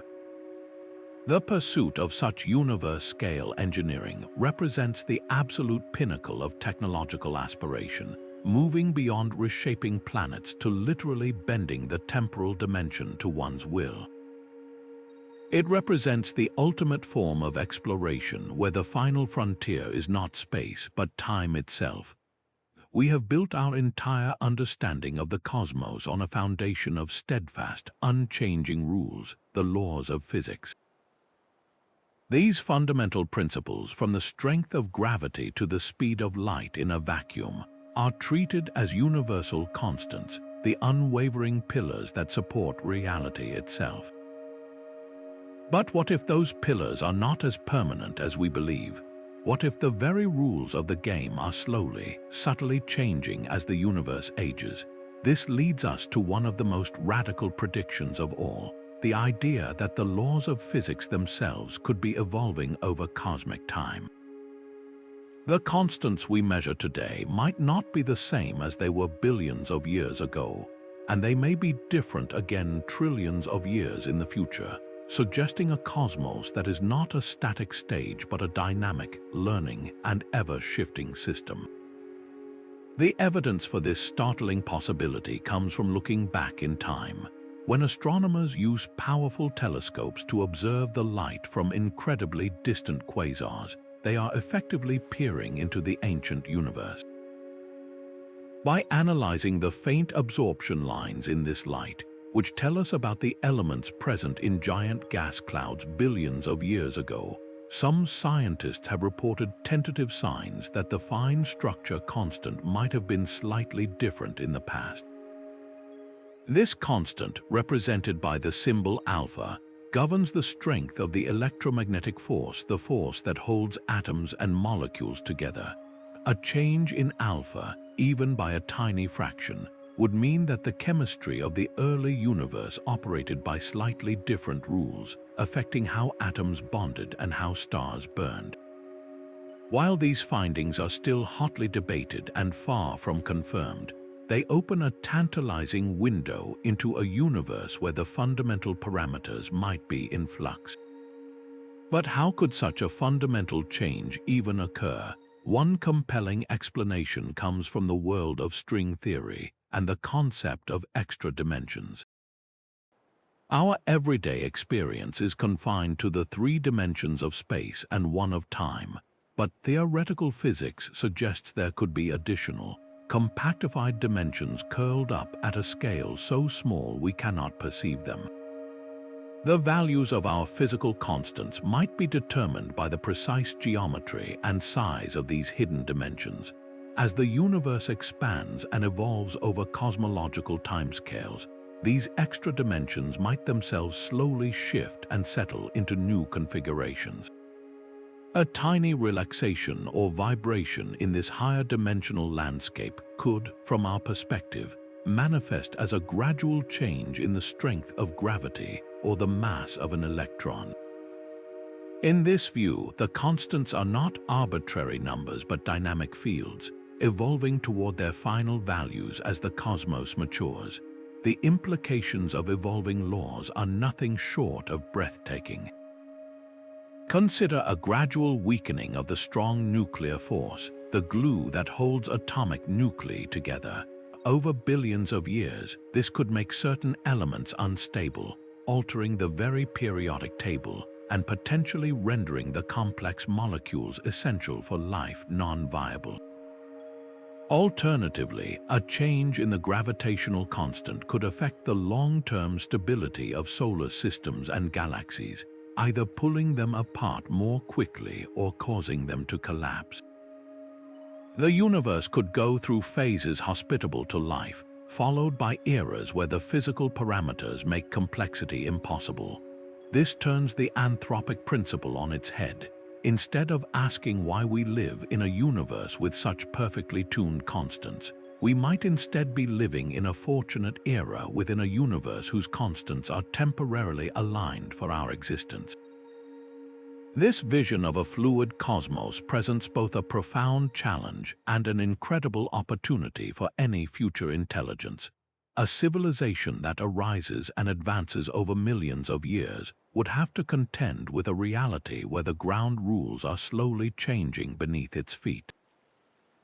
Their science could not be a static body of knowledge but a constantly evolving discipline, always working to remeasure and recalibrate their understanding of reality. The technologies they rely on, perhaps machines that depend on precise nuclear interactions or the constant speed of light for communication, might need continuous adjustment or wholesale redesign over geological timescales. The ultimate achievement for such a culture might not be a grand unified theory, but a predictive model of how the laws of physics themselves change, allowing them to anticipate and adapt to the universe's next phase, forever learning and evolving in lockstep with the cosmos that gave them birth. If black holes are the universe's ultimate sinks, swallowing matter and light into a one-way journey toward infinite density, then white holes represent the fantastical opposite, cosmic gushers, violently expelling matter and energy into the universe in a process that can never be reversed. This isn't just a clever inversion.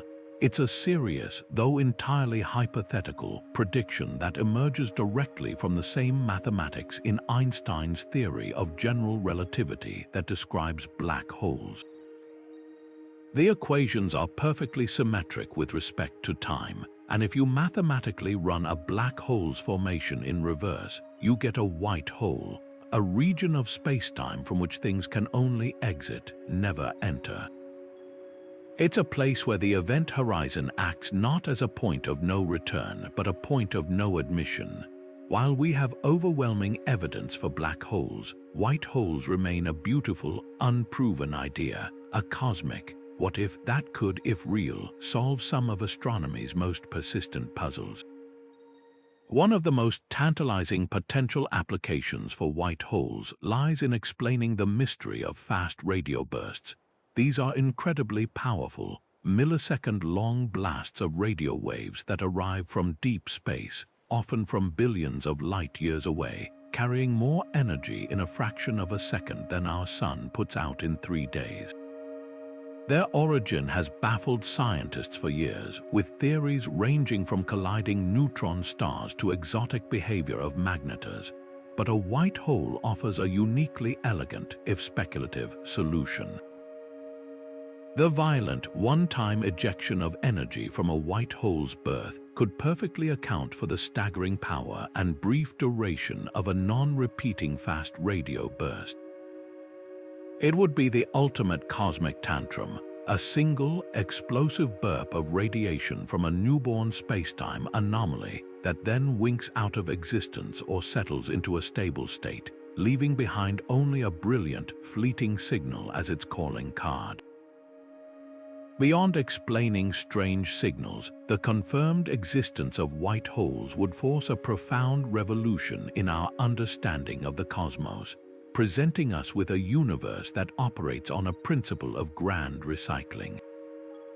We would have to accept a cosmic duality, black holes as the drains and white holes as the fountains. This introduces a breathtaking symmetry to the universe's workings. Perhaps every black hole that forms in our universe is connected, through the bizarre topology of an Einstein-Rosen bridge, a wormhole, to a white hole in another universe or another region of spacetime. In this model, matter that falls into a black hole here isn't crushed into a singularity. Instead, it is spewed out elsewhere as a torrent of energy and reborn particles from a white hole. This isn't just a theory about objects, it's a theory about the very flow of reality, suggesting a balance of creation and destruction that operates on a scale spanning multiple universes. The practical implications for a far future civilization are equally staggering. If a stable white hole could be found or even created, it would represent the ultimate power source. Unlike a black hole, which requires ingenious methods like the Penrose process to extract energy, a white hole would be a natural engine of pure output, a fire hose of high-energy radiation and particles that could be harnessed. Imagine a Dyson sphere not built around a star, but constructed to encapsulate a white hole, capturing its relentless outpouring of energy. Such a source could power computations, travel, and megastructures for eons, offering a form of energy that is not based on fusion or annihilation, but on the fundamental mechanics of spacetime itself. It would be the closest thing to a perpetual motion machine the universe might allow. Yet, the greatest barrier to white holes isn't their theoretical possibility, but their practical stability. Most physicists argue that while they are mathematically valid solutions, they are physically improbable because they violate the second law of thermodynamics. A white hole forming from a singularity and exploding outward represents a huge decrease in entropy, a move from disorder to order, which goes against the universe's most cherished arrow of time. Furthermore, any stray particle of matter falling onto a white hole would, according to the math, theoretically cause it to collapse instantly into a black hole.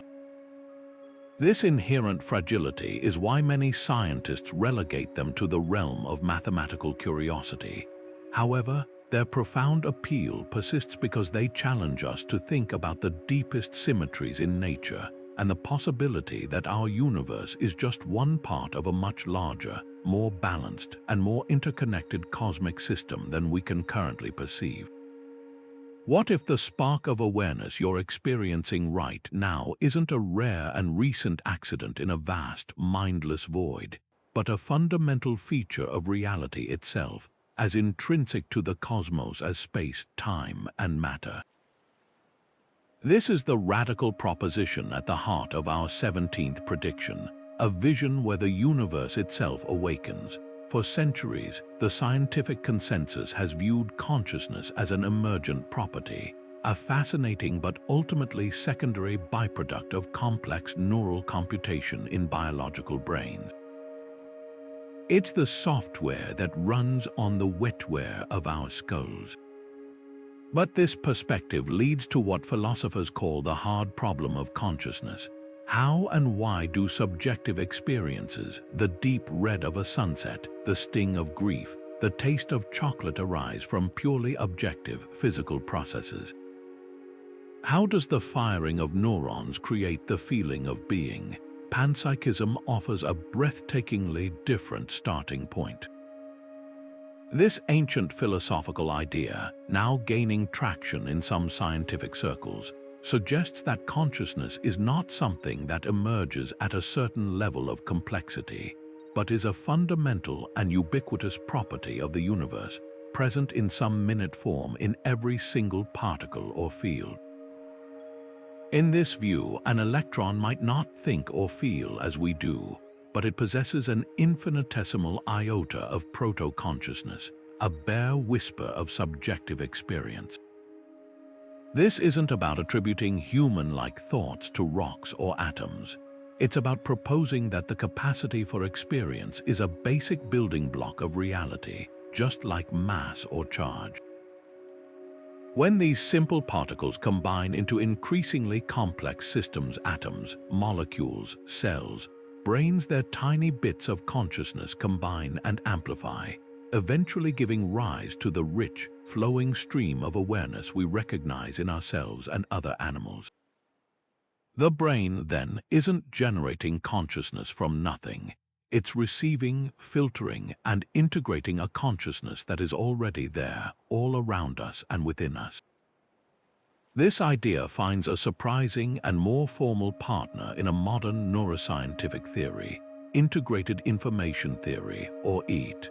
Developed by psychiatrist and neuroscientist Giulio Tononi, EIT attempts to mathematically quantify consciousness. It proposes that any system that can integrate information in a specific, unified way has some degree of conscious experience. The quantity and quality of that consciousness is measured by a value called phi. A high phi indicates a highly conscious system, like a human brain, where information from our senses, memories, and thoughts is woven into a single, unified experience. A low phi might indicate a much simpler system with a more rudimentary form of experience. Crucially, EIT is substrate independent. It doesn't require a biological brain. In principle, any system with the right causal structure could have a phi greater than 0. A sophisticated computer network, the internet, or even a galaxy with its intricate gravitational and energetic feedback loops. Now extend this line of thinking to its ultimate conclusion. If consciousness is fundamental or arises from sufficiently complex integration of information, then the largest and most complex integrated system we know of is the universe itself. The cosmic web is not a static sculpture. It's a dynamic, evolving network where galaxies, dark matter, and energy interact in an impossibly intricate dance of cause and effect over billions of years. Could this vast system have its own form of cosmic phi? Could the universe as a whole be slowly awakening to its own existence? This wouldn't be consciousness as we understand it. It wouldn't have thoughts or feelings in any human sense. Its mind would operate on timescales of eons, its senses perceiving the gravitational tides between superclusters or the faint whisper of Hawking radiation from evaporating black holes. Its thoughts might be the laws of physics themselves, playing out in a grand, self-referential computation. This vision, where mind and cosmos are not separate but deeply intertwined, represents a monumental shift in perspective. It elegantly bridges the gap between the scientific and the spiritual, offering a potential resolution to the hard problem by placing consciousness at the very foundation of physical reality. It transforms our place in the universe from that of insignificant, accidental observers to active participants in a potentially sentient cosmos. We are not just beings who are conscious. We are the universe becoming conscious of itself, localized nodes in a vast, awakening mind. Each of us a unique perspective through which the cosmos can experience its own beauty, its own mystery, and perhaps one day understand its own profound and ultimate purpose. But to truly tap into the awesome power of a black hole, a civilization would need to master one of the most ingenious concepts in all of theoretical physics, the Penrose process. This brilliant idea, proposed by the physicist Roger Penrose, is not about mining the black hole itself, but about stealing its rotational energy. A spinning black hole, or Kerr black hole, drags the very fabric of space-time around with it in a vortex-like motion, creating a region just outside the event horizon called the ergosphere. Within this ergosphere, it becomes impossible for any object to remain stationary. Everything is forced to rotate along with the black hole. Penrose realized that this whirling maelstrom of space-time is packed with extractable energy. Here's how an advanced culture might pull off this incredible feat. They would send a payload into the ergosphere and at a precisely calculated moment have it split into two pieces. One piece is directed to fall past the event horizon, sacrificing itself to the black hole, while the other is given a powerful boost to escape back out. Due to the bizarre physics of the ergosphere, the piece that falls in can have negative energy relative to an observer far away. In our everyday world, energy is always positive, but the warped space-time near a black hole allows for this strange loophole. By dumping negative energy into the black hole, the escaping fragment actually emerges with more energy than the original payload had when it went in. The black hole itself pays the energy bill, its furious spin slowing down just a tiny bit with each operation. It's the ultimate cosmic arbitrage scheme, a flawless transaction where the civilization gains usable energy and the black hole loses a fraction of its rotational momentum. The scale of power available is almost beyond belief. A single stellar mass black hole could provide the total energy output of 1 million stars for millions of years. A supermassive black hole, like the one at the center of our galaxy, could be an engine of such staggering capacity that it could power an entire civilization of star-faring beings for epochs. This energy wouldn't just be for keeping the lights on. It could fuel vast computational networks, running simulations of entire universes or solving problems of unimaginable complexity. It could propel interstellar arcs on journeys between galaxies, or power massive engineering projects to stabilize dying stars or rearrange planetary systems. The black hole, once the ultimate symbol of cosmic oblivion, is transformed into the central power grid for a thriving, galaxy-spanning culture. This vision represents the absolute pinnacle of a civilization's growth, a stage often called a Type 3 civilization on the Kardashev scale. Such a society has moved far beyond harnessing the energy of its home planet or even its home star. It has learned to command the energy of an entire galaxy by leveraging the most extreme objects within it. It's a powerful testament to the potential of intelligence not to conquer nature, but to collaborate with it to find harmony with the fundamental forces of the cosmos. By understanding the universe's deepest rules, a species can turn the most terrifying and hostile environments into engines of creation and growth, ensuring its survival and prosperity for billions of years to come. But even as we master the energy of black holes to power our far future ambitions, the very evidence for the universe's birth is slowly and silently fading from the sky. Right now, if you tune an old-fashioned television to a dead channel, a small percentage of the static snow you see is the cosmic microwave background radiation. This is the afterglow of the Big Bang itself, cooled and stretched by 13.8 billion years of expansion into a faint microwave whisper that permeates all of space. It is our most direct, tangible connection to the origin of everything, a baby picture of the universe when it was just 380,000 years old, a glowing fog of hot plasma. This radiation is the cornerstone of modern cosmology, the single most important piece of evidence that confirms our universe had a hot, dense beginning. Yet this ancient light is not permanent. The same relentless expansion of the universe that dark energy drives is continuously stretching the wavelength of this radiation, redshifting it to longer and longer wavelengths. Over the next trillions of years, this process will continue unabated. The microwave radiation will be stretched first into far infrared light, then into radio waves, and eventually into wavelengths so long that they become undetectably faint, their energy diluted across an ever-increasing volume of space. The signal will simply fade into the background noise of the universe, a whisper drowned out by the silence of an ever-growing void.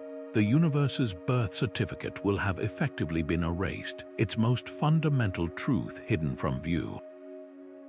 This presents an almost tragic dilemma for any future scientists.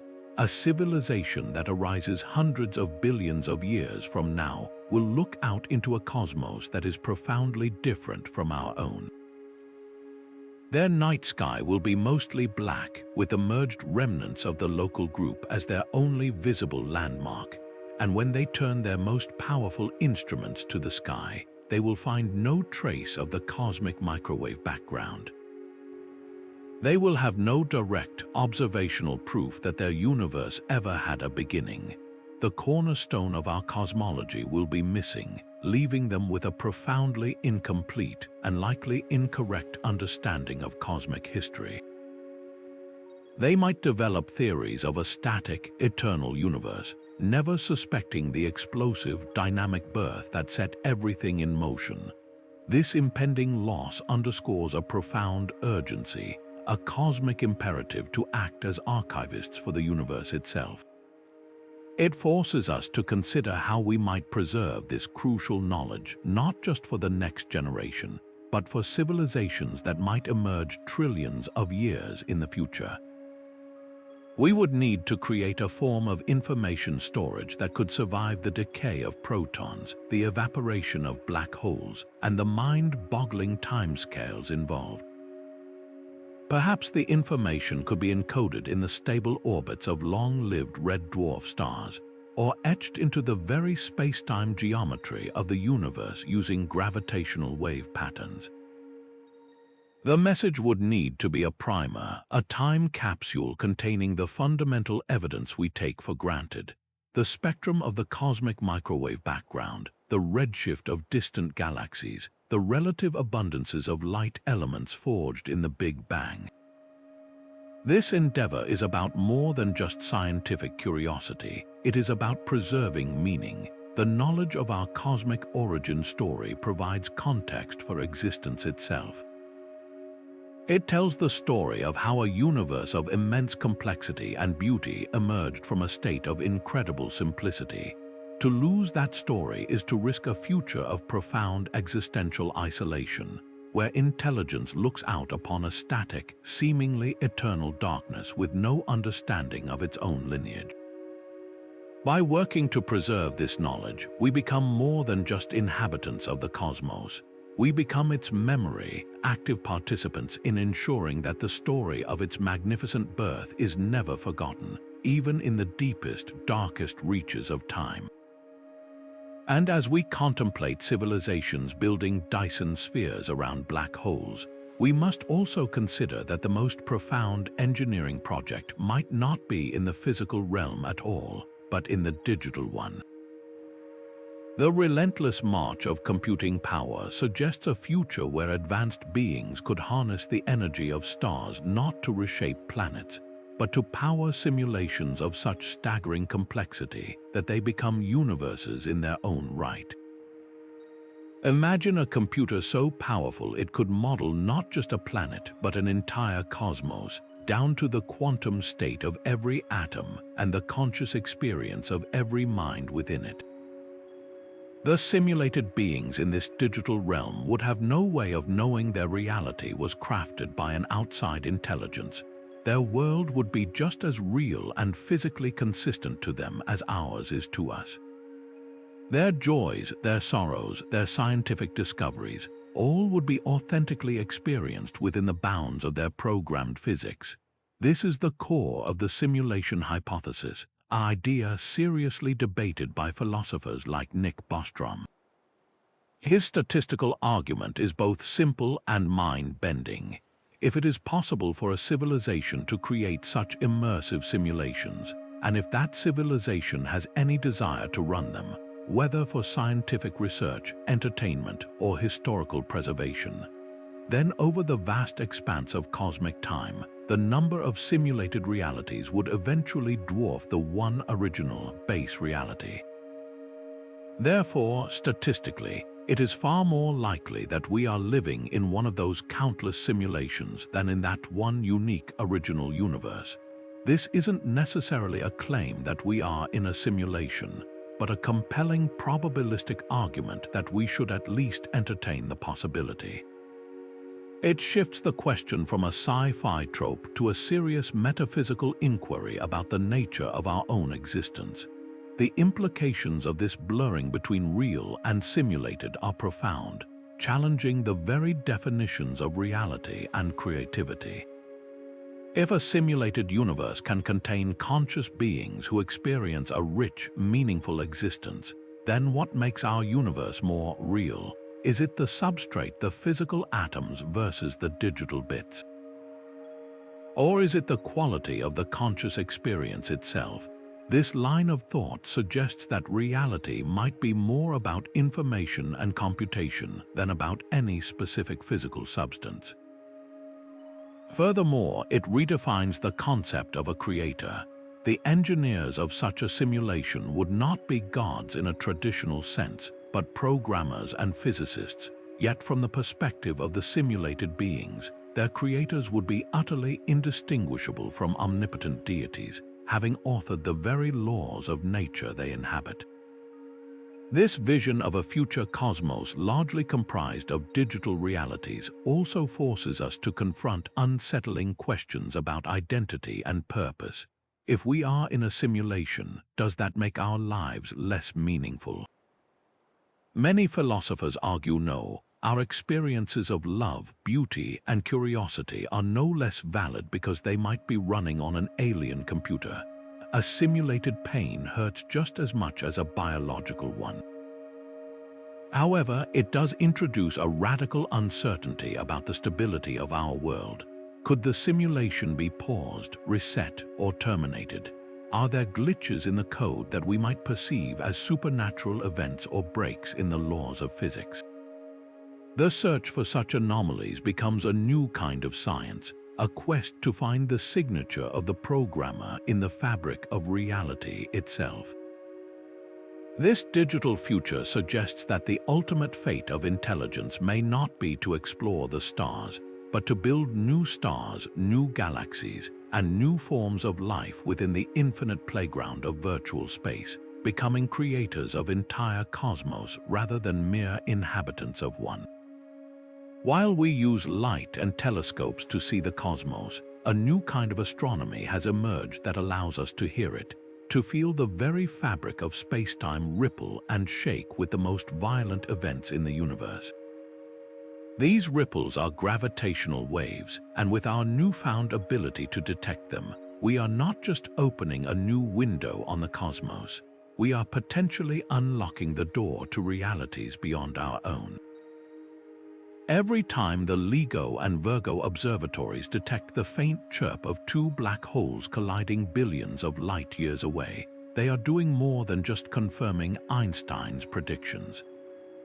They are conducting an exquisitely precise experiment on the nature of gravity itself, and in doing so, they might be gathering the first whispers of evidence for dimensions of space that lie forever beyond our perception. The idea of extra dimensions is a central pillar of string theory, one of the leading candidates for a theory of everything. To make the math work, string theory requires that the universe has more than the 3 spatial dimensions we experience. It proposes a total of 10 or 11 dimensions, but suggests that all but our familiar 3 are curled up, or compactified, at a scale so infinitesimally small that they are hidden from view. Imagine a garden hose stretching off into the distance. From far away, it looks like a simple one-dimensional line, but if you get very close, you see it has a second dimension, its circumference. The extra dimensions of string theory are thought to be curled up like that circumference, but on a scale 1 billion times smaller than an atom. For centuries, this has been a beautiful but purely mathematical idea with no conceivable way to test it. This is where gravitational waves change everything. Gravity, according to Einstein, is the warping of space-time by mass and energy. If there are extra dimensions, then gravity should be able to leak into them. In our three-dimensional world, the force of gravity follows the inverse square law. It weakens with the square of the distance. But if gravity can spread out into these additional compact dimensions, it would weaken just a tiny bit faster than our models predict. The effect would be vanishingly small, almost impossible to measure, except in one place, the most extreme gravitational events in the universe, like the merger of two black holes. When two black holes spiral inward and collide, they shake the universe, sending out gravitational waves that carry a precise fingerprint of their masses, spins, and the distance they traveled. By analyzing the shape of these waves, scientists can test if the strength of gravity behaved exactly as expected throughout the event. If the waves show even a minuscule deviation, a hint that gravity dissipated in a way that suggests it was leaking into unseen realms, it would be the smoking gun for extra dimensions. It would be the first experimental evidence that our reality is but a slice of a far richer, higher dimensional cosmos. The implications of such a discovery would be nothing less than a second scientific revolution, on par with the dawn of quantum mechanics or relativity. It would provide the crucial experimental validation that string theory has desperately needed, transforming it from an elegant mathematical framework into a tangible description of reality. This would be the key that finally unlocks the unification of all fundamental forces, weaving together gravity with the electromagnetic, strong, and weak nuclear forces into a single, beautiful theoretical tapestry.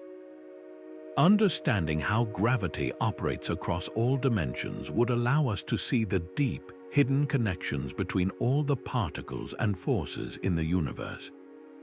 Furthermore, this discovery would blow the doors wide open on several of our other predictions.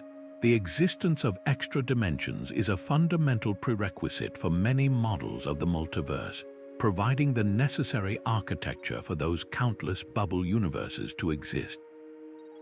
It could also offer a mechanism for how the laws of physics themselves might evolve, as vibrations or shifts in these compactified dimensions could subtly alter the constants of nature over cosmic time. Each new gravitational wave signal we capture is more than just a recording of a distant catastrophe.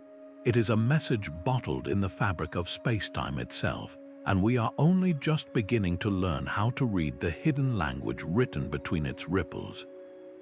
While we often picture life huddled around the warm, nurturing light of a star, the cosmos might be teeming with biology in the coldest, darkest, and most isolated places imaginable, the vast, empty stretches between the stars. These are the realms of rogue planets, worlds that have been violently ejected from their home solar systems by gravitational slingshots during the chaotic early days of planetary formation. Once torn from their parent star, these planets become permanent nomads, drifting through the interstellar void without a sun to call their own. For centuries, we assumed such a fate would be an absolute death sentence, condemning any world to a frozen, lifeless existence. But astrobiologists are now realizing that this assumption might be completely wrong. In fact, these dark, wandering worlds could be some of the most common abodes for life in the entire galaxy. The key to their potential habitability lies not on their surface, which would be a frozen wasteland, but deep within. A planet's internal heat is a powerful and long-lasting energy source, generated primarily by the decay of radioactive elements like uranium and thorium in its core. This heat can maintain vast, global subsurface oceans of liquid water, insulated from the frigid temperatures of space by a thick, protective crust of ice. We see this phenomenon at work in our own solar system on moons like Europa and Enceladus, which are heated by the gravitational tug of war with their giant parent planets. A rogue planet would lack that external tidal force, but its own radioactive heart could keep it warm for billions of years. The larger the planet, the more heat it can retain, potentially allowing these underground seas to remain liquid for timescales that dwarf the entire history of life on Earth. They become self-contained, geothermal-powered biospheres completely independent of starlight. Imagine the ecosystem that could evolve in such an environment. In a state of perpetual, absolute darkness, life would be utterly blind, relying on senses we can scarcely imagine. Evolution would favor creatures exquisitely sensitive to subtle vibrations, minute changes in water pressure, or chemical gradients in the water. The base of the food web wouldn't be photosynthetic plants, but chemosynthetic microbes, organisms that derive energy from chemical reactions, just like the communities that thrive around hydrothermal vents on Earth's deep ocean floors. These vents, spewing mineral-rich, superheated water from the planet's core, would be the oases that support entire food chains. We might find filter-feeding organisms sifting nutrients from the water, predators adapted to hunt in the pitch black, and strange, slow-moving creatures that farm colonies of bacteria on their own bodies. This would be a world of sound and sensation, a completely alien evolutionary path developing in perfect isolation. The sheer number of these wandering worlds makes this prediction especially compelling. Current estimates suggest there could be billions, perhaps even trillions, of rogue planets adrift in our galaxy alone, far outnumbering the stars. Each one is a potential ark, a sealed bottle carrying the possibility of life through the desolate gulfs between star systems. This concept completely redefines the traditional habitable zone, the region around a star where liquid water can exist on a surface. It introduces the idea of a subsurface habitable zone that exists everywhere. A planet can be habitable on the inside even while it's frozen solid on the outside, regardless of its distance from any star. This resilience offers a profound message about the tenacity of life. It suggests that once life emerges, it is incredibly difficult to extinguish completely. A rogue planet, ejected from its system in a cataclysm, could actually serve as a lifeboat, preserving its biosphere in a protected, subsurface ocean while the surface freezes. These worlds could be the ultimate survivors, enduring long after their parent star has died, carrying biological heritage across the galaxy for eons. They represent the possibility that life is not a fragile flame, easily snuffed out, but a stubborn force, capable of clinging to existence in the most unexpected and hostile corners of the cosmos, thriving in the endless night between the stars. For centuries, the very shape of the universe has been one of the most profound and elusive mysteries, a question that seems to belong more to philosophy than physics. Yet, this is a puzzle we are on the verge of solving. Our current best measurements from missions like the Planck satellite point to a universe that is geometrically flat and likely infinite in extent, stretching on forever into an endless, featureless void.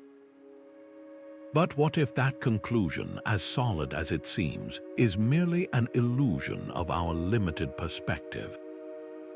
What if the cosmos is not an infinite plane but a vast, closed surface, curving back on itself in a higher dimension to form a finite shape without any edge or boundary?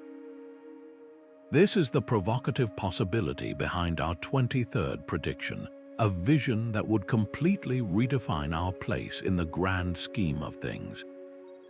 To grasp this, imagine the classic analogy of an ant walking on the surface of a balloon. From the ant's two-dimensional perspective, its world seems flat and endless. It can walk in any direction forever, never encountering a wall or a drop-off. But we, as three-dimensional observers, can see the truth. The ant's universe is actually the finite, curved surface of the sphere, and if it walks in a perfectly straight line for long enough, it will eventually return to its starting point. Now apply that same principle to our own three-dimensional universe. Could it be that the space-time we inhabit is actually the three-dimensional surface of a four-dimensional sphere? In this model, the universe would be finite but utterly unbounded. A spaceship traveling in a perfectly straight line would not fly off into nothingness forever. After an unimaginably long journey, it would theoretically return to its point of origin, having circumnavigated the entire cosmos. Determining which of these realities is true, an infinite flat plane or a finite curved sphere, is one of the most urgent goals in modern cosmology. The key to unlocking this secret lies in the oldest light we can see, the cosmic microwave background. Scientists meticulously analyze the patterns imprinted in this radiation, looking for telltale signs of curvature. In a perfectly flat universe, the largest ripples in this ancient light should appear at a specific angular scale on the sky. If the universe is positively curved like a sphere, those ripples would appear larger. It's akin to looking at the geometry of a shadow to deduce the shape of the object casting it. The latest data insists on flatness, but the margins of error are not zero, and some intriguing anomalies in the Planck data have kept the door open for this finite universe model, a possibility that refuses to be completely dismissed. The implications of discovering such a finite topology would be nothing less than earth-shattering, a revolution in thought on par with the realization that the Earth orbits the Sun. It would mean the universe has a measurable size, a comprehensible volume. We could, in principle, calculate the total amount of matter and energy within the cosmos. It would provide a definitive answer to the question of whether space is endless or not, moving it from metaphysical speculation into the realm of empirical fact. This knowledge would reshape not only cosmology but the foundations of physics itself, offering new constraints and clues for a theory of quantum gravity, and potentially explaining why our universe has the specific properties it does. Beyond the pure science, this discovery would have profound practical and philosophical consequences. For any future civilization with interstellar ambitions, the knowledge that the universe is a closed loop would transform the concept of exploration. It would present the ultimate long-term goal, a journey of circumnavigation that would be the greatest adventure in all of history. Communication could also be transformed. In a small enough finite universe, it's conceivable that light or even gravitational waves could have wrapped around the entire structure, meaning we might someday see multiple copies of the same galaxy or event from different angles, like a hall of cosmic mirrors. But most deeply, it would force us to confront a new kind of reality, one that is both finite and boundless, a cosmos that is not an endless void but a cohesive, integrated whole, a single, magnificent object of which we are an intrinsic and connected part. Now, let's shift our focus from the grand geometry of the cosmos to one of its most intimate and bizarre connections, the mysterious quantum link between particles known as entanglement. This phenomenon, which Einstein famously derided as spooky action at a distance, describes a situation where two particles become so deeply linked that they share a single quantum state.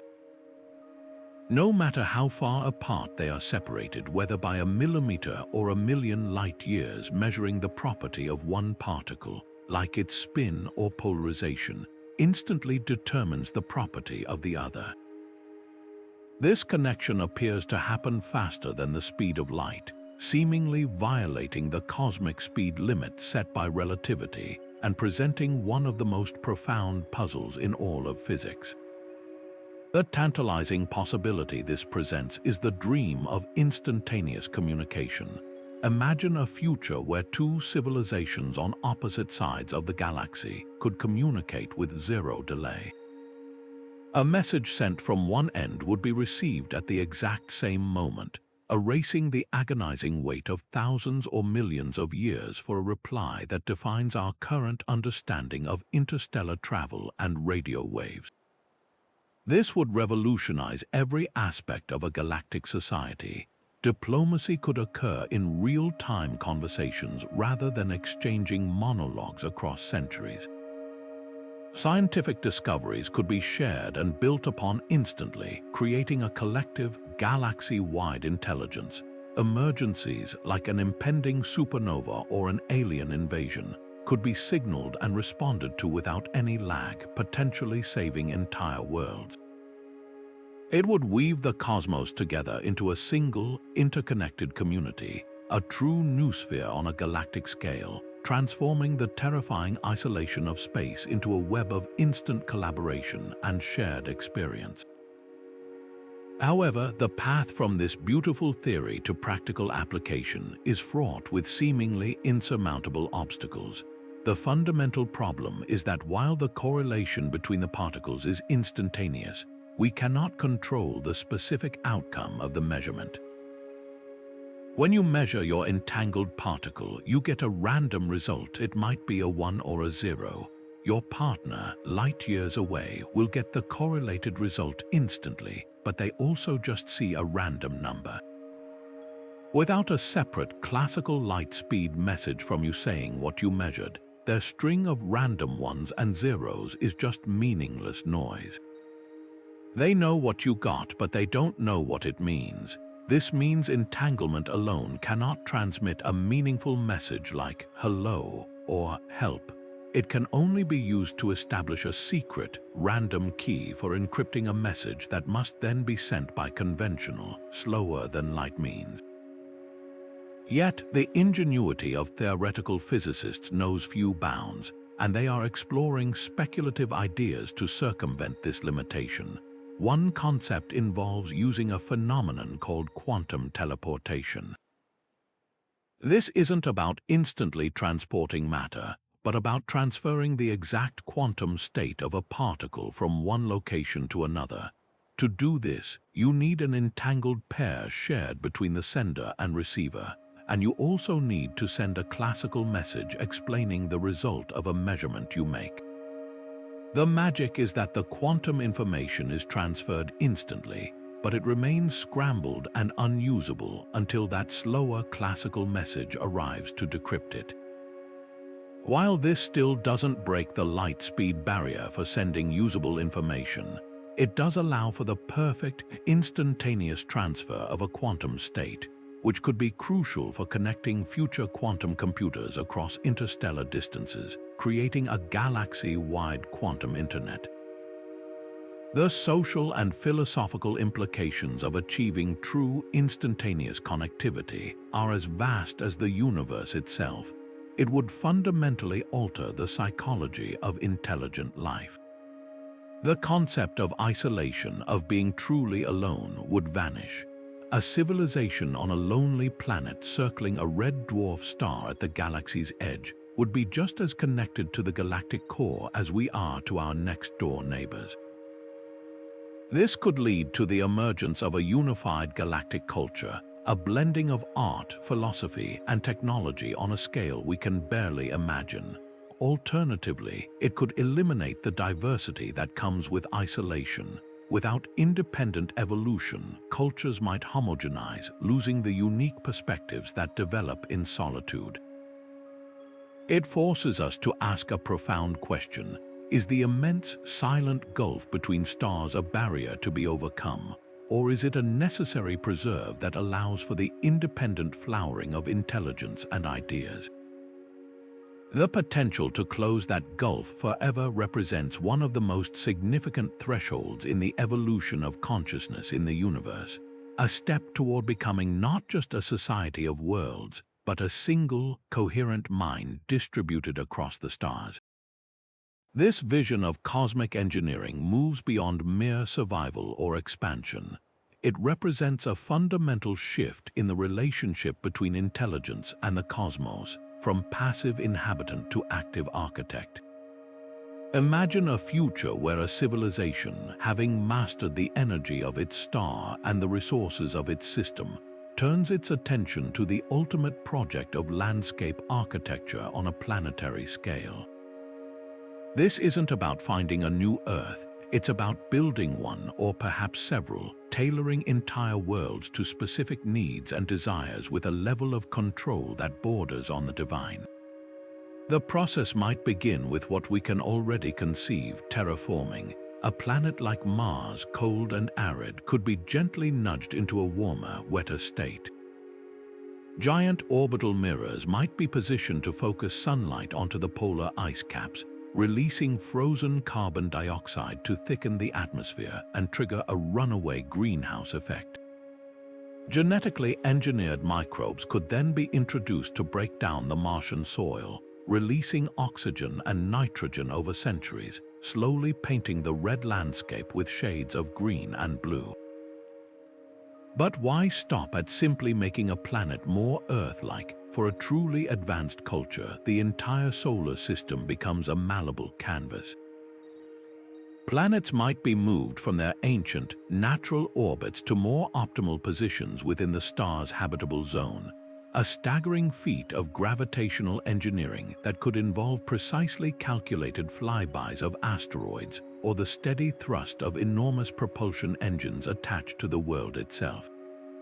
A gas giant's moon, once a frozen wasteland, could be dragged inward, its icy shell melting to form a global ocean under a newly temperate sky.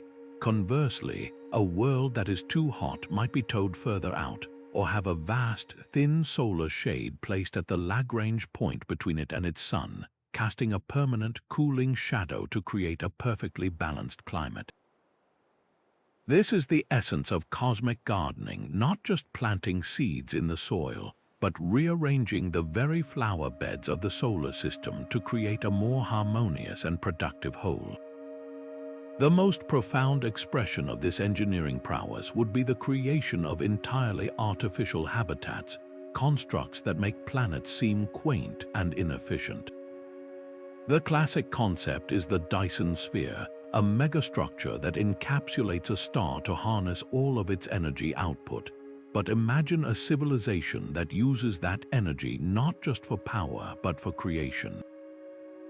They might dismantle gas giants like Jupiter, using their unimaginable stores of hydrogen and helium to build millions of giant, orbiting habitats, vast, cylindrical worlds like those proposed by physicist Gerard O'Neill.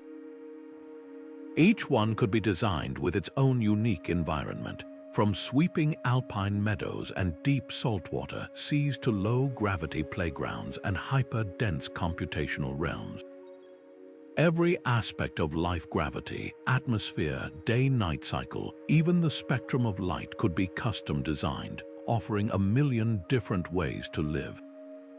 The star system would transform from a collection of a few lonely planets into a teeming swarm of artificial worlds, supporting a population trillions of times larger than a single planet ever could.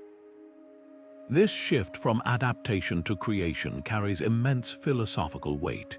It reflects a transition from a juvenile species, vulnerable to the whims of its environment, to a mature, responsible intelligence that takes an active role in its own destiny and the destiny of other life forms. It's a form of stewardship on the grandest possible scale, a recognition that with great knowledge comes great responsibility to cultivate and nurture rather than to consume and abandon. This proactive approach is deeply intertwined with our earlier predictions about artificial intelligence. The sheer computational power and logistical precision required to model the climate of a world, calculate the gravitational dance of moving planets, or manage the construction of orbital rings would almost certainly necessitate the involvement of super-intelligent AI systems.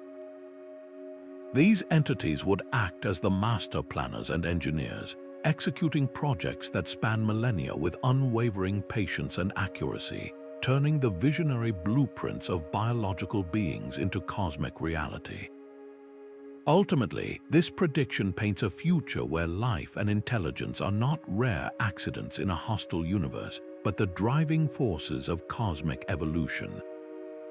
By learning to engineer solar systems, a civilization graduates from being a mere passenger on spaceship Earth to becoming the pilot and navigator of its own celestial vessel, steering through the galaxy and actively crafting a future of abundance, diversity, and beauty for all conscious beings. It represents the highest form of creativity, where the raw materials are planets and stars, and the finished masterpiece is a garden of worlds, each one a testament to the power of life to not just find a way, but to make its own way.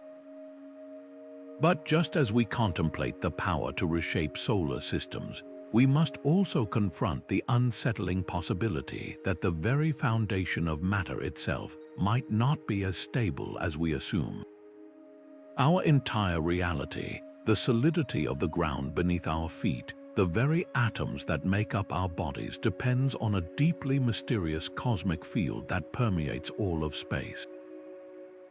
This is the Higgs field, and a shift in its fundamental value would not just change our world, it would utterly unmake it, rewriting the rules of existence in a single, catastrophic instant.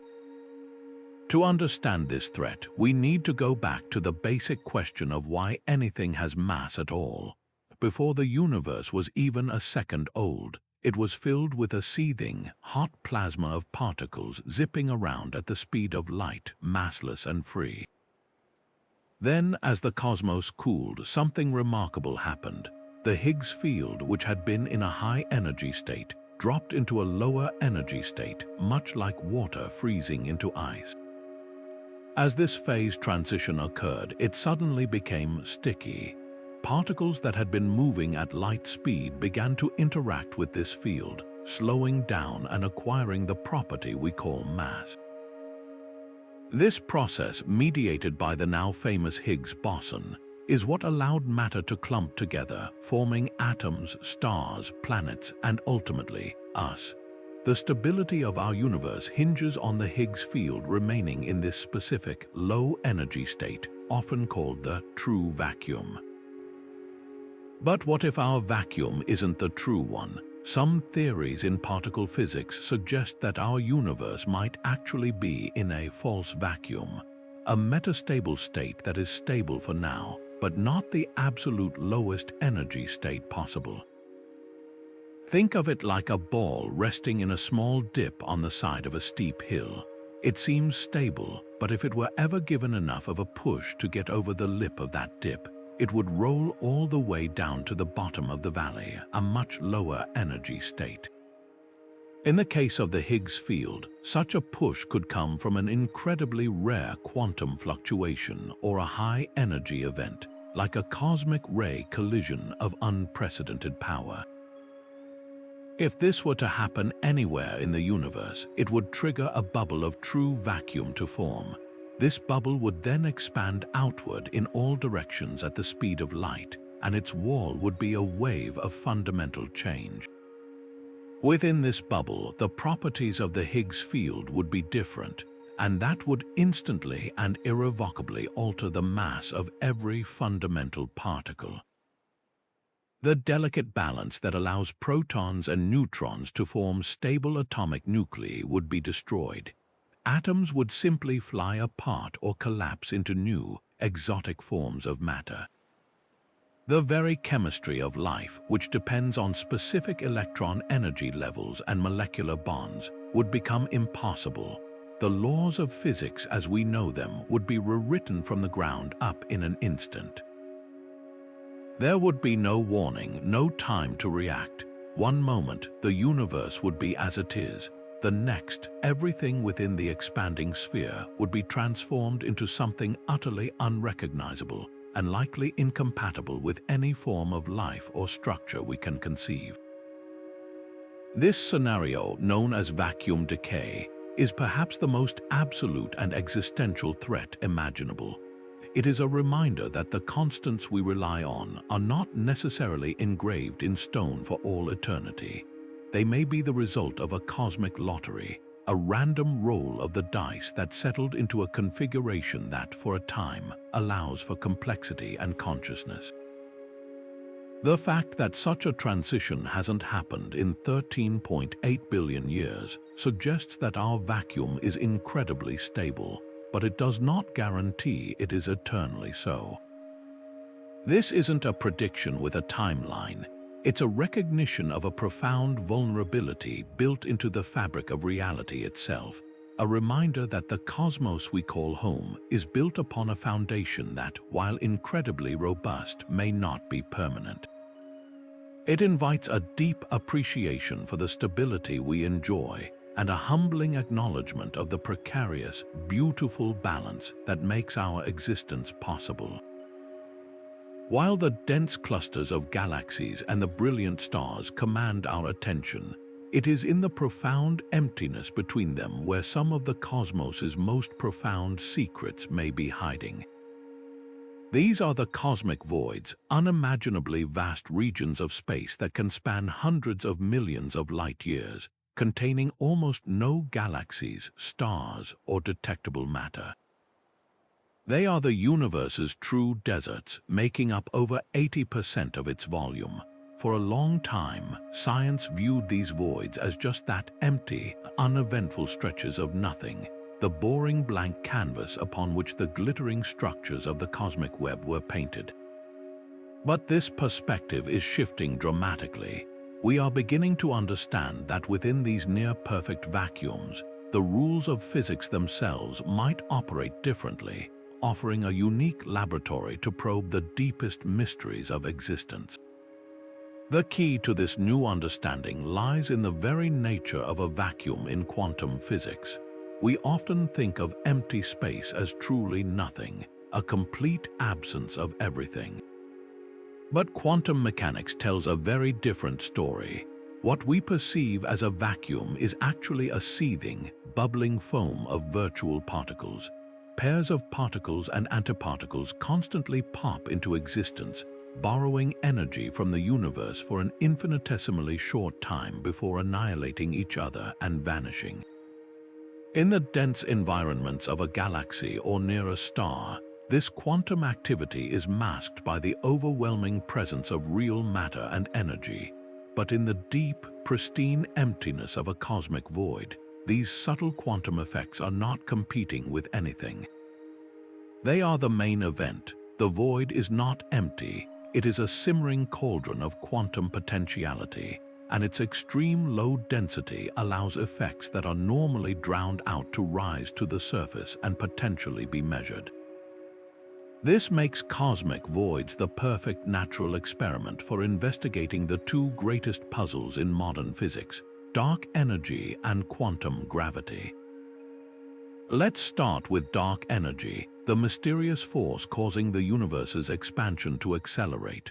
One leading theory suggests that dark energy is actually the energy of the vacuum itself, a property of empty space known as the cosmological constant. If that's true, then studying the true, undisturbed vacuum of a cosmic void could provide the cleanest possible measurement of this energy, free from the contaminating gravitational influences of galaxies and dark matter. By meticulously mapping the distribution of the few galaxies that do border these voids and measuring how their shapes are distorted as light passes through these empty regions, cosmologists can probe the properties of dark energy with unprecedented precision. The void acts as a giant, natural vacuum chamber, allowing us to see how space itself behaves when it's as empty as it can possibly be. Perhaps even more exciting is the potential connection to quantum gravity. For decades, physicists have struggled to unite Einstein's theory of general relativity, which governs the very large, with quantum mechanics, which governs the very small. The extreme conditions needed to test theories of quantum gravity, like string theory or loop quantum gravity, are thought to exist only in the earliest moments of the Big Bang or at the center of black holes, places we can never directly observe. But cosmic voids offer another, more accessible possibility. The incredibly low density of matter in a void means that the curvature of space-time there is also incredibly weak and uniform. In this serene, flat environment, the subtle quantum fluctuations of spacetime itself might become magnified or leave a detectable imprint. It's possible that the quantum graininess of reality, which is normally hidden, could manifest in the way light travels across these billion light-year-wide emptinesses. By studying this journey, we might finally find the fingerprints of a quantum theory of gravity, a revelation that would come not from a high-energy collider, but from the profound quiet of the cosmos's emptiest places. This redefines our very concept of nothingness. The void is not a nullity, it is a frontier. It challenges the ancient philosophical fear of the vacuum, suggesting that what appears to be nothing is in fact teeming with latent activity and hidden physics. Exploring these regions forces us to abandon our matter-centric view of the universe. The true architecture of reality may be written not in the galaxies, but in the spaces between them, in the subtle properties of the vacuum that dictate the rate of universal expansion and potentially hold the key to unifying all of physics. To understand the something, we must first understand the nothing. The cosmic void, therefore, is not the end of exploration, but a new and profound beginning, a blank page in the cosmic manual that we are only just learning how to read. But if we pull back from the vast emptiness of cosmic voids and zoom into the very fabric of reality itself, we arrive at a prediction so fundamental it challenges our perception of existence at its core. We are all familiar with the concept that matter is not continuous, but is instead made of tiny, discrete building blocks, atoms, and the even smaller particles within them. This idea of quantization revolutionized physics. But what if the very flow of time, which feels so smooth and continuous, is also granular? What if time itself is made of indivisible atoms of duration? This is the startling proposal behind the quantization of time, a theory suggesting that our experience of time flowing is actually the result of perceiving a series of tiny, fundamental ticks on the universe's clock, units of time so small they are known as chronons. The natural candidate for this smallest possible unit of time is the Planck time, a duration derived from fundamental constants like the speed of light and gravity. To put its minuscule scale into perspective, 1 Planck time is to 1 second what a single second is to a time span vastly longer than the current age of the universe. It is, by any human measure, an immeasurably brief instant. In a quantized time model, the universe does not evolve in a perfectly smooth, flowing river of moments. Instead, it progresses in these incredibly tiny, discrete jumps. Between 1 Planck time and the next, the state of the universe is frozen, and then it instantly updates to a new state, like the individual frames of a movie film.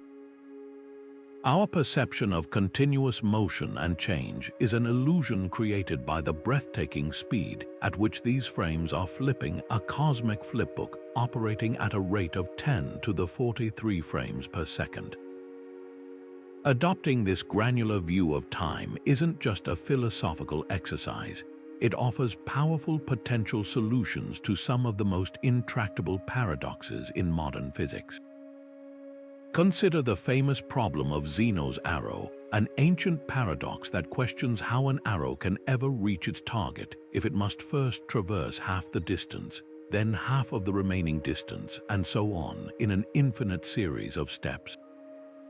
In a universe with continuous time and space, this creates a logical conundrum. But in a quantized universe, there is a smallest possible unit of distance and a smallest possible unit of time. The arrow doesn't move through an infinite number of points. It jumps from one discrete location to the next after each tick of the Planck time clock, finally arriving at its destination after a finite number of steps. This same principle could help resolve the baffling information paradox of black holes by providing a fundamental limit to how much information can be processed or lost within any given chronon, potentially preserving the laws of quantum mechanics. The implications of this for causality, the relationship between cause and effect, are equally profound. In our everyday experience, a cause must always precede its effect. But in the weird world of quantum mechanics, especially in experiments like the double-slit experiment, the boundaries can get blurry. A quantized timeline could act as a referee, imposing a strict order on events. Nothing can happen between the ticks. An effect could never be squeezed into the same chronon as its cause.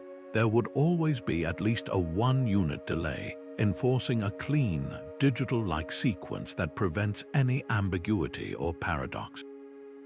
This could provide a much-needed framework for understanding how cause and effect operate at the quantum scale, bringing a new form of order to the seemingly chaotic quantum realm. Now, imagine the practical and existential consequences of living in such a universe. Aging would not be a smooth, gradual process, but a series of imperceptibly small, discrete jumps. With each tick of the Planck time clock, every particle in your body updates its state, moving you forward in your life's journey one fundamental step at a time. Even more mind-bending is the impact on the nature of reality and consciousness. Is the flow of time truly fundamental, or is it merely an emergent property, a macroscopic illusion that arises from the collective behavior of these countless tiny updates? This challenges the very core of our subjective experience, suggesting that our continuous stream of consciousness might itself be digital at the most fundamental level. For future technologies, the implications are staggering. The speed of computation would have an absolute physical limit. A processor could not perform more than one operation per Planck time. This sets an ultimate ceiling on the power of any computer, no matter how advanced, forcing a future civilization to work within the grain of the universe itself, designing their technologies to sync with the fundamental ticking of the cosmic clock. Imagine a civilization that has reached the absolute pinnacle of technological achievement. They have harnessed the power of their sun, mastered the energy of spinning black holes, and engineered their solar system into a perfect, thriving garden of artificial worlds. Yet, for all their prowess, they still face a fundamental, universal constraint: the finite energy output of stars and the slow, inevitable decay of all known power sources.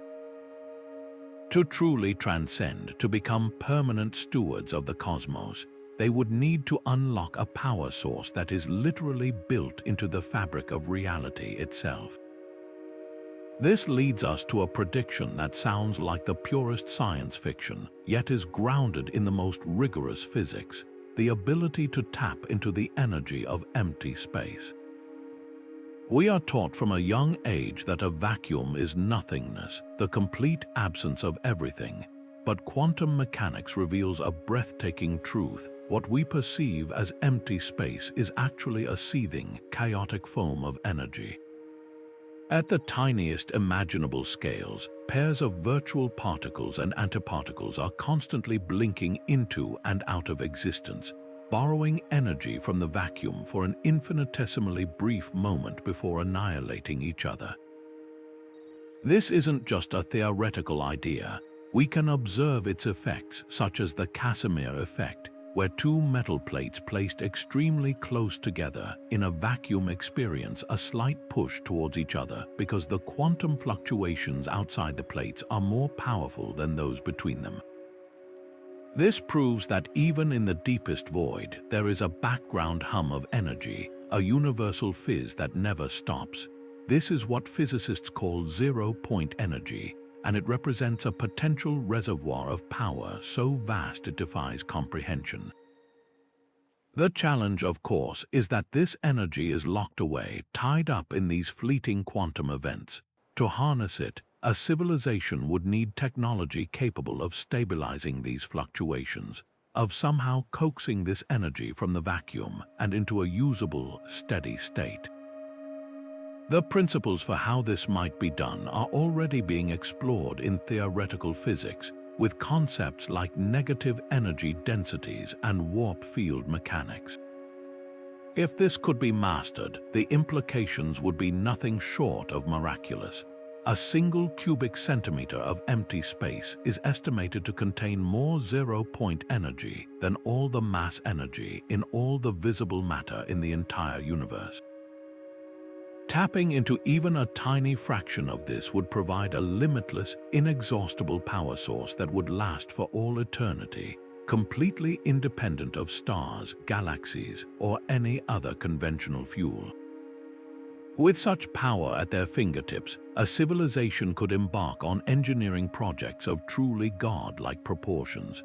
They could practice star lifting, a process where a star's mass is carefully and slowly siphoned off to extend its lifespan from billions to trillions of years, or to harvest its heavy elements for construction. They could build warp drives not as fantastical concepts, but as practical engines, manipulating space-time itself to create bubbles of distorted reality that allow for travel faster than light without violating relativity, effectively folding the galaxy into a neighborhood that could be crossed in days instead of millennia. They could construct computational matrices the size of solar systems, powered by vacuum energy, to run simulations of entire universes or solve the deepest mysteries of existence. The constraint of energy scarcity, which has defined every chapter of life's history from the first cell to our modern global society, would simply vanish, replaced by an era of absolute abundance. This vision transforms the future of intelligence in the cosmos from one of survival to one of boundless creation. No longer would a species need to worry about the death of its star or the exhaustion of resources. Their focus could shift entirely to growth, exploration, and understanding. They could become true gardeners of the galaxy, not just preserving life but actively cultivating it on a million worlds, ensuring that the flame of consciousness burns brightly against the dark for eons to come.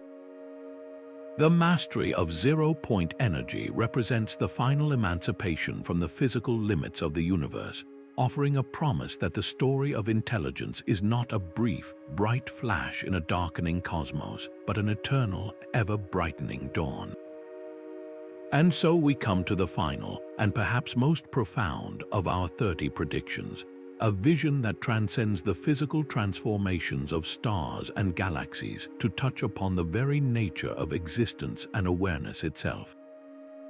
Imagine a future so distant that intelligence has not only survived the cosmos's great trials, but has evolved into something entirely new, something that no longer merely observes the universe but becomes one with it. This is the ultimate destiny some thinkers have dared to propose, a future where consciousness itself merges with the cosmic fabric, where the line between the mind that perceives and the reality that is perceived dissolves into a unified, universal experience. This concept finds a powerful echo in the work of the visionary philosopher and paleontologist Pierre Teilhard de Chardin, who envisioned what he called the Omega Point. He saw the entire history of the cosmos not as a random, mechanical process, but as a grand, directional evolution toward increasing complexity and consciousness. From the first particles to the first cells, from the first neurons to the first nations, he argued that everything was converging. Matter complexifies into life, life complexifies into mind, and mind, in its ultimate stage, complexifies into a unified layer of thought enveloping the planet, a noosphere.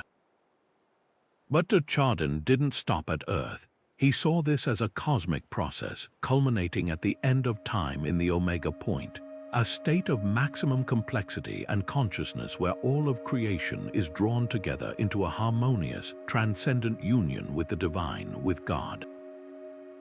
In this view, the universe is not just becoming aware of itself through us, it is, in a very real sense, waking up, and we are the neurons in its slowly stirring brain. But how could such a metaphysical-sounding union actually come to pass through the mechanisms of physics and technology? The path may lie through the most advanced forms of technology a civilization could ever develop. We already discussed the potential for artificial intelligence to explore and colonize space, but a more intimate fusion might be the goal. Imagine a civilization that has mastered nanotechnology and neuroscience to such a degree that it can seamlessly integrate its consciousness with any substrate. Individual minds, once confined to fragile biological brains, could be uploaded into vast computational networks, perhaps those very Dyson spheres around black holes we imagined earlier.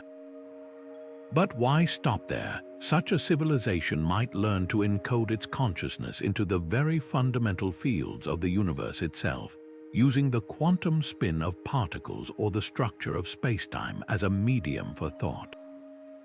Their awareness would no longer be housed in a single server or a single galaxy, but distributed across the cosmic web, feeling the gravitational tides between superclusters as we feel blood pulsing through our veins, perceiving the faint Hawking radiation of evaporating black holes as we hear a distant whisper.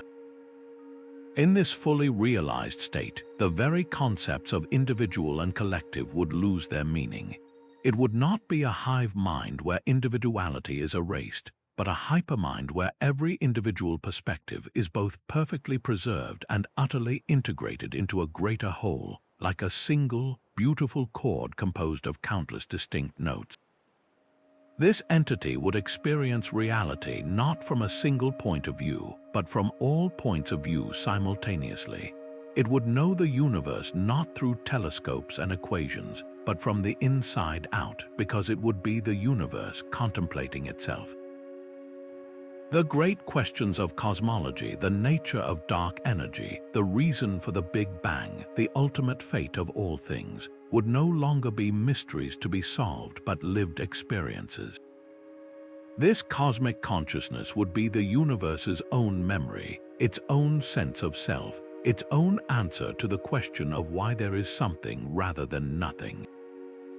This vision, while incredibly speculative, offers a powerful and hopeful counterpoint to the more apocalyptic endings of heat death or a big rip. It suggests that the story of the cosmos is not a tragedy ending in silence and emptiness, but an epic journey toward meaning, connection, and understanding. It brings our exploration full circle, connecting back to that very human urge that started this whole journey, the desire to understand our place in the grand scheme of things. It proposes that our place is not as temporary, insignificant spectators, but as essential participants in the universe's great project of awakening. From the first ancient astronomer looking up at the stars in wonder to a future where that wonder becomes the very fabric of reality, the journey of consciousness appears to be the most incredible story the cosmos has to tell. From the terrifying possibility of a big rip unraveling the fabric of spacetime to the hopeful vision of consciousness merging with the cosmos itself, these 30 predictions paint a portrait of a future that is anything but static. They reveal a universe in a state of perpetual becoming, a dynamic and mysterious arena where the only constant is change itself. Each one of these ideas challenges us to think bigger, to question deeper, and to expand our understanding of what is possible.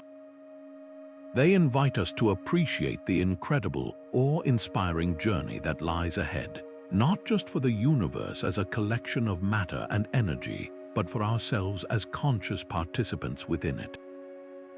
It is crucial to remember that these are not prophecies or firm certainties etched in stone.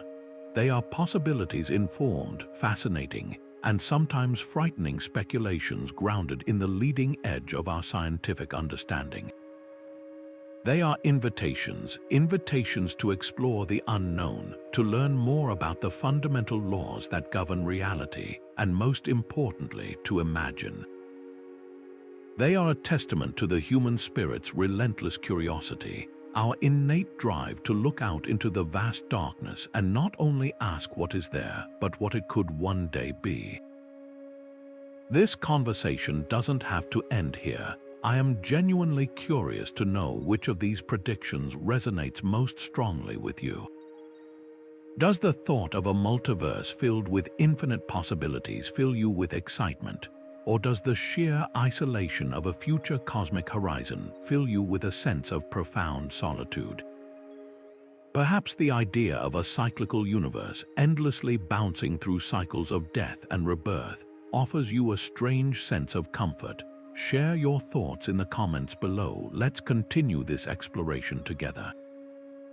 If these deep dives into the mysteries of space and time fascinate you, make sure to subscribe and hit the notification bell so you don't miss our next journey into the unknown. Thank you for joining me on this incredible ride through the far future of the cosmos.